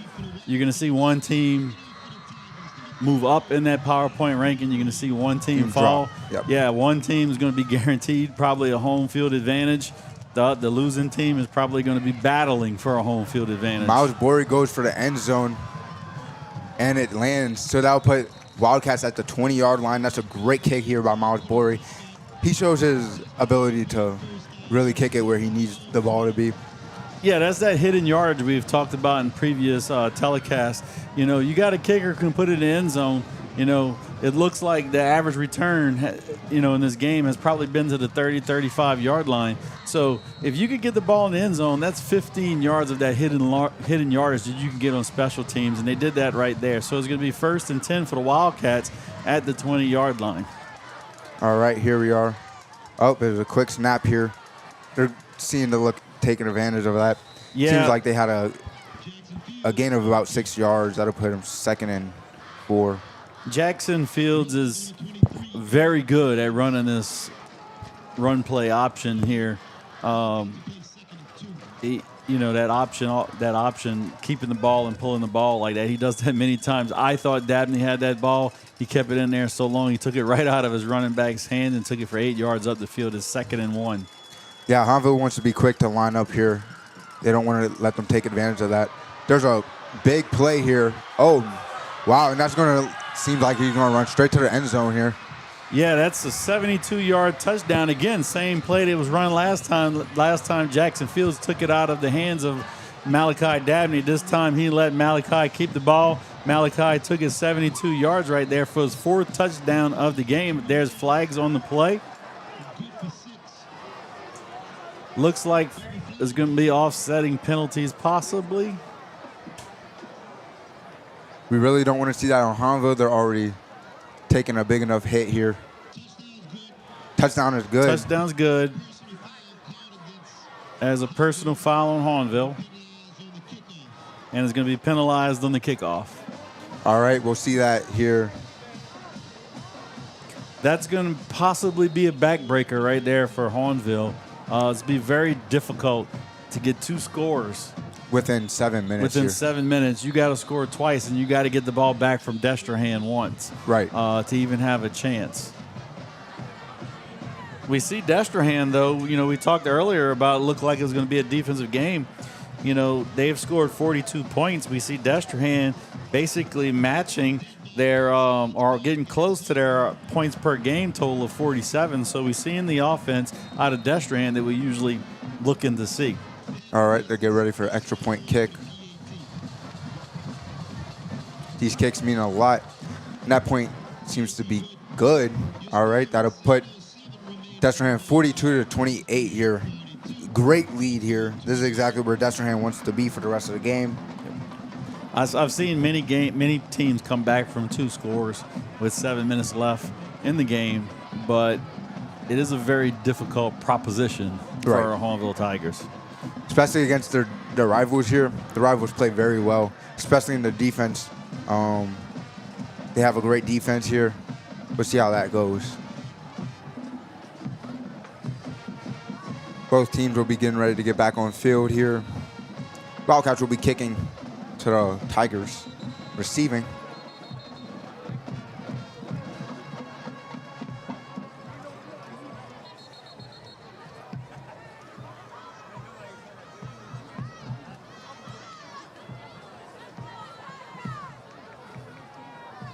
All right, Wildcats line up.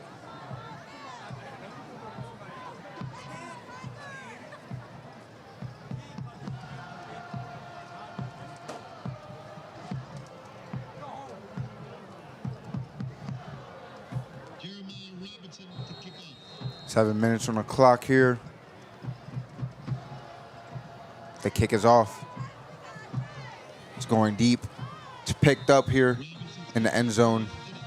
That'll put the Tigers here at the 20-yard line. That penalty meant a lot here for the Wildcats, giving them an advantage. It's going to put Hahnville at the 20-yard line. It kept the ball out of the hands of Hahnville standout receiver Al Walker, right? Yep. Yeah, Wildcats were really worried about Aldero Walker making some big plays, but they managed to prevent that with that penalty. pushing them farther back. Yeah, they've done a good job after the two long plays. They did a good job of keeping the ball out of his hands. Destrehan lines up here to play defense. The Tigers have two running backs on each, or one running back on each side, and then drops back, passes to the middle, and it's it's incomplete here. Pass was intended for Bennett Knockham on the slant route. Bennett had it in his hands, dropped it. Good play by Destrehan's cornerback. 7 minutes and 2 seconds here on the clock.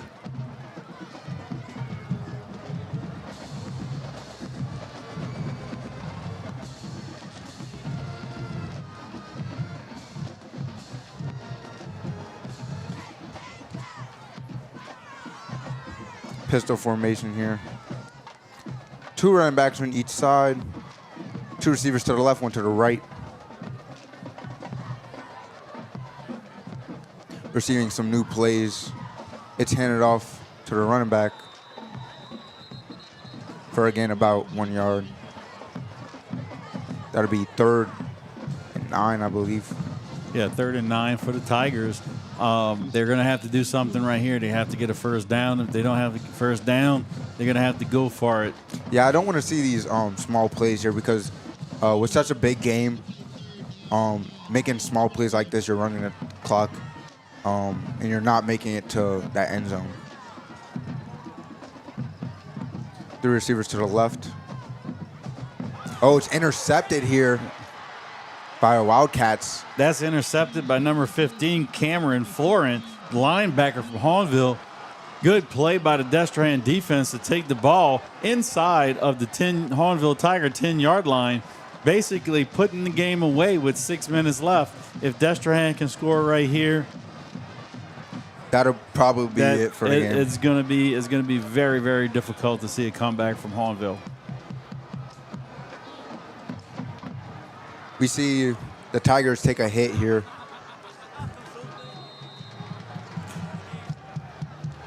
Both teams line up here for a ball. How many? I believe Malachi has 5 rushing TDs today. Wow. I believe. We might see a 6th one here. They give to Malachi. And he's down. Going to go to the 3-yard line. That'll be a gain. Gain of about 4 yards. 2nd and 3.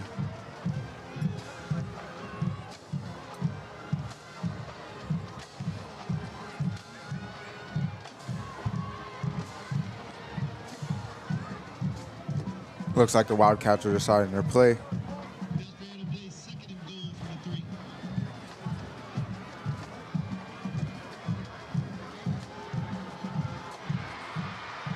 Yeah, it's a touchdown for Malachi Dabney. There he is, taking yet another touchdown here for the night. Yeah, he's definitely my player of the game tonight. He's definitely probably going to be the newspaper's play of the game as well. Stellar night tonight, a lot of yards, 70-yard run at one time. Again, I believe that's either 5 touchdowns rushing for him, at least 4 though. And the extra point is good. That'll put it 28-49. That really is a lot for Hahnville. Yes, it's 49-28. That's kind of like the backbreaker right there. That's going to cause some people to start exiting the seats. Yeah, that's a big hit to Hahnville's spirit. Yeah, right now I'm counting the people. They're all trying to beat me now to Dot's Diner. Oh, yeah. Yeah. Should have booked a reservation. 5 minutes and 32 seconds left on the clock. Wildcats will be kicking. Hahnville receiving.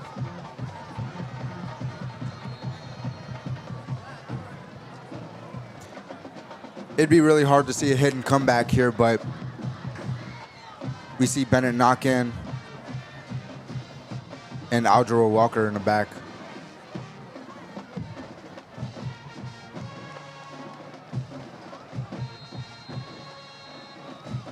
They get ready for the kick. Wildcats.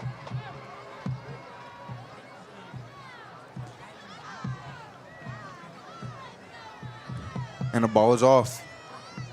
Yet another low kick here. Failed to pick up, but pushed here. Yeah, that's a squib kick by Destrehan trying to prevent a big return right there by Hahnville. That's going to put Hahnville to the 25-yard line. Hey, look, it's 49-28. We got 5 minutes left in the game, but you know it was a great night down at Hahnville Stadium tonight. Seeing all the band, the pep squads, the cheerleaders, the football players, the trainers, beautiful national anthem, the Hahnville and Destrehan dance teams dance together the Thriller. You know, it's a good spectacle for St. Charles Parish, right? It's a good show. You know, it presents our school system really, really well. The two schools, Hahnville and Destrehan. Again, great night here. Beautiful night on this Halloween. Yeah, so, you know, it being such a big night here, caught by Fabian Celestine. He pushes through for a gain of about 3 yards. But, yeah, as I was saying, it being such a big night, this rivalry was really built up well. It was a big game. It's my senior year. This will be my last day. This will be my last year at Hahnville, but for sure, definitely want to come back here for later rivalry games. And they'll all be hosted in Press Play Production. Yeah, it's one of those things you remember for the rest of your life, you know, when you're a student. That was a great pass here. When you're a student, and it's something you're going to remember. I remember a lot of the games between Hahnville and Destrehan when I was a student. You know, they were always fun. You looked forward to it. You know, you had a lot of friends on the other side. You know, is bragging rights, right, for the year. And even for the student body who's not necessarily participating in the football game, you know, it's bragging rights for the year. It's a great thing that goes on in St. Charles Parish. All right, Landon Teague drops back, throws to Bennett Knockan. He makes it to about a gain of 11 yards here. That'll be 1st and 10 at about the 39-yard line. Yeah, Hahnville's trying to move quick. They're driving into Destrehan's territory. All right, 4 minutes left on the clock here. Let's see what Hahnville does ending the night. This is an interesting formation. They're going to go for offensive play. It's caught here to the end by Bennett Knockan. Yeah, 7-yard gain right there is going to bring up 2nd and 3. Great gain of yards here. They come up with the same lineup. I'm expecting a play to the left.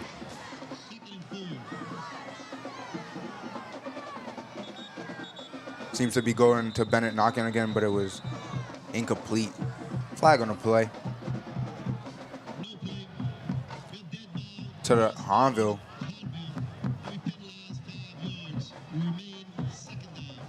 Second and should be 10 here, or 2nd and 9.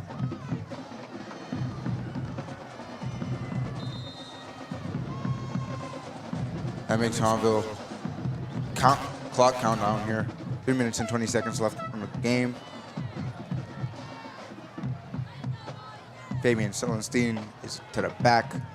Seems like we'll have 2 receivers on each side. Bennett Knockan stays to the right.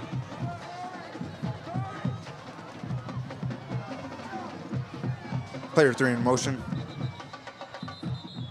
Flag on a play yet again. Timeout here for Hahnville. 2 minutes and 59 seconds left on the clock. It'll be 2nd and 9. That score has not changed. It's been 49-28 here, favoring Destrehan.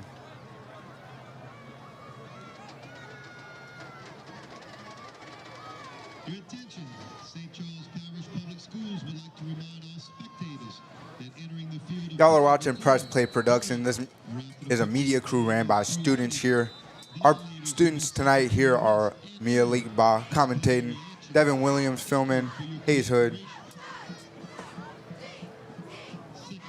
Thomas filming, Hayes Hood down on the field. Y'all see her out there. 2nd and 9 for the Tigers at the 40-yard line. Make sure to come out and watch us for our next games here. We film for both Destrehan and Hahnville. Caught by Bennett knock-in. That'll be a gain. Should be about 15 yards. Yeah, flag on the play. Yeah, next week, I think Thibodaux is going to be a big game. Thibodaux versus Destrehan. We'll be in Destrehan tomorrow. It'll be my first game calling for Destrehan. Shout out to Johnny Bro. I'll be taking his place. He's nursing an injury, a football injury. So get well, Johnny. I know you're listening tonight. I'll take care of the Destrehan game for you tomorrow, next week, even though all my Hahnville friends already told me going back to the East Bank a little too early to broadcast the game. All right, and I'm looking forward to it. Here's a personal shout out to Mr. John Emery. He's been watching Press Play Productions for quite a while. He's been part of the St. Charles Parish community for a minute. Seems like they tried to push down the middle, wasn't able to make it far, but that'll be 3rd and 9. But like I was saying, John Emery, he means a lot. He was able to make it to LSU football. He did a lot for our community here with his time here. He knows a lot of people around here, both Destrehan and Hahnville. He's worked a lot with the Parish. You're talking about John Emery Sr.? Yes, Yep. yes. And John Emery Sr., he played football at Tennessee and transferred to Nicholls State. His son played running back at LSU. That is a very far throw, deep throw, and it was incomplete. But yeah, he's done a lot to do. He's done a lot for the community. He's done a lot for these children here. Helping them to be better people, later in their life. Yeah, he's helped you with your knowledge in football, from what I understand. Yes, he has. He also has helped me to grow a lot as a man as well. All right, it's here. 4th down for Hahnville. 4th down and 9. Hahnville will be going for the play. We got 3 receivers to the right, one to the left. Landon Teague drops back. He runs to the left, grows. It seems like it was caught here. Yeah, thrown and completed. Quite the play. That'll be 1st down. That's exactly what Hahnville wanted to make. Yeah, there's only 1 minute and 44 seconds left on the clock. So it's 3 touchdown lead. I hate to say it, you don't ever give up. Hahnville's continuing to try to keep this game close right here, but it's almost impossible at this point. Right. Hahnville, even though they're still moving fast, they're not moving as fast as they need to get 3 scores. But they want to build them stats up, so here we are. 3 receivers to the right. Landon Teague throws short to the left. It's complete. Good play by the Destrehan Wildcats. Sniff out that screen play. The clock is counting down 1 minute and 15 seconds. That'll be 2nd and 9. Yeah, being up in here, it was a really great game, being able to watch. This rivalry has been well anticipated, and hey, it was quite the game. Passing complete.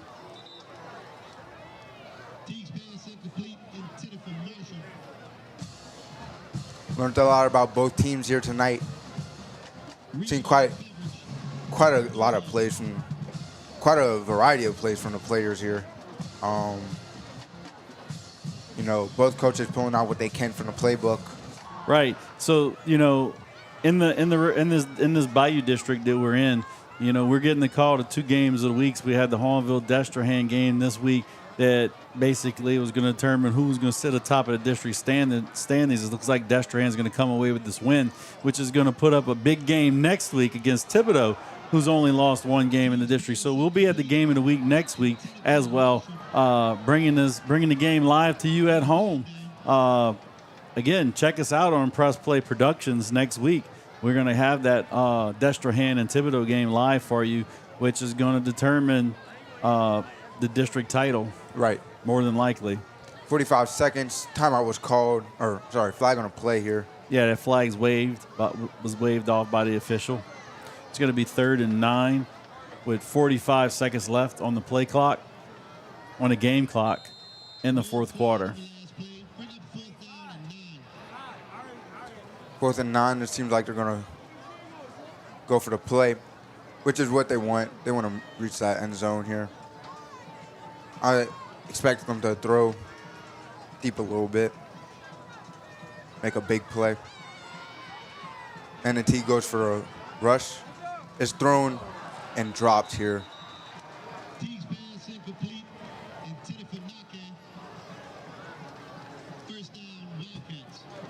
Play wasn't able to be made. It's turned over to the Wildcats. 37 seconds left on the clock. Let's see what the coaches decide to do here.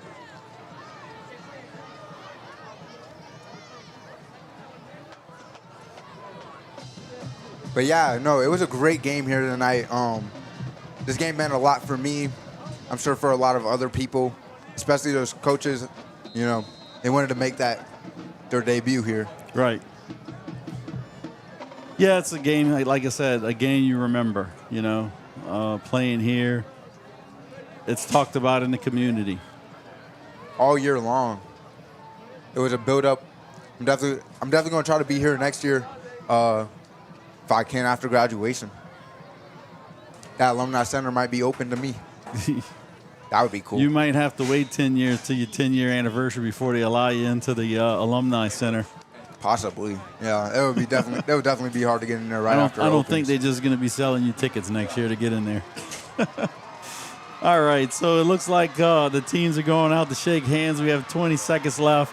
Destrehan is going to win the game 49-28. That's going to bring their record to Destrehan's record is going to go to 7-2 on the year, 6-0 in district.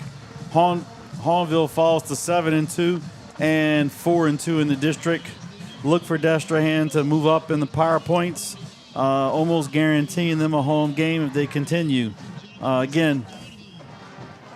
Yeah, so it was a great night tonight here. We had Pink Links coming out here to display the big donation here that was made for breast cancer research.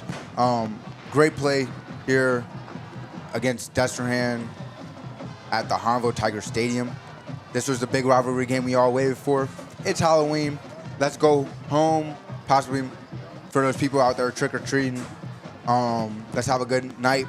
Everybody be safe. Before we go, Alik, what's your favorite Halloween candy? My favorite Halloween candy is always going to be Snickers. I've been a big Snickers person since I was young. Reese's is in a close second. Reese's? Yeah. I'm a Buttercup.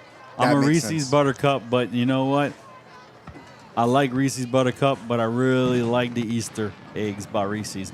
And again, good night. You want to send us home, Malik? Yep. All right. Thank y'all, everybody, for tuning in here for the rivalry game, Destrehan versus Hahnville. We hope to see you in the next big game here tonight. Everybody have a good night.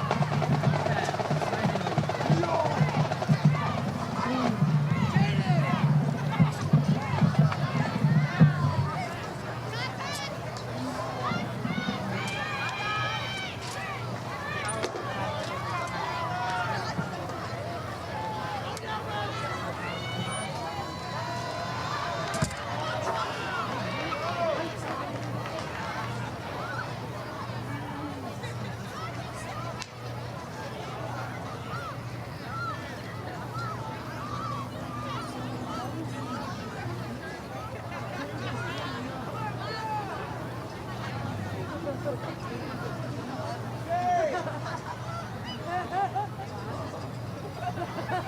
and gentlemen, please welcome to the field the pride of Destrehan.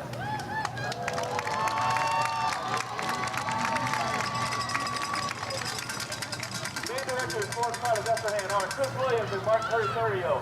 Color guard director is Miss Nancy McClendon. Tonight they will be performing their 2025 competitive show, Hypnotica.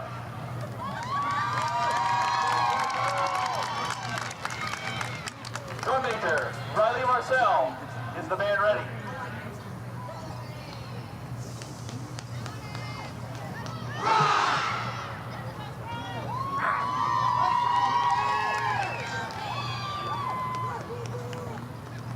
You may take the field for your performance.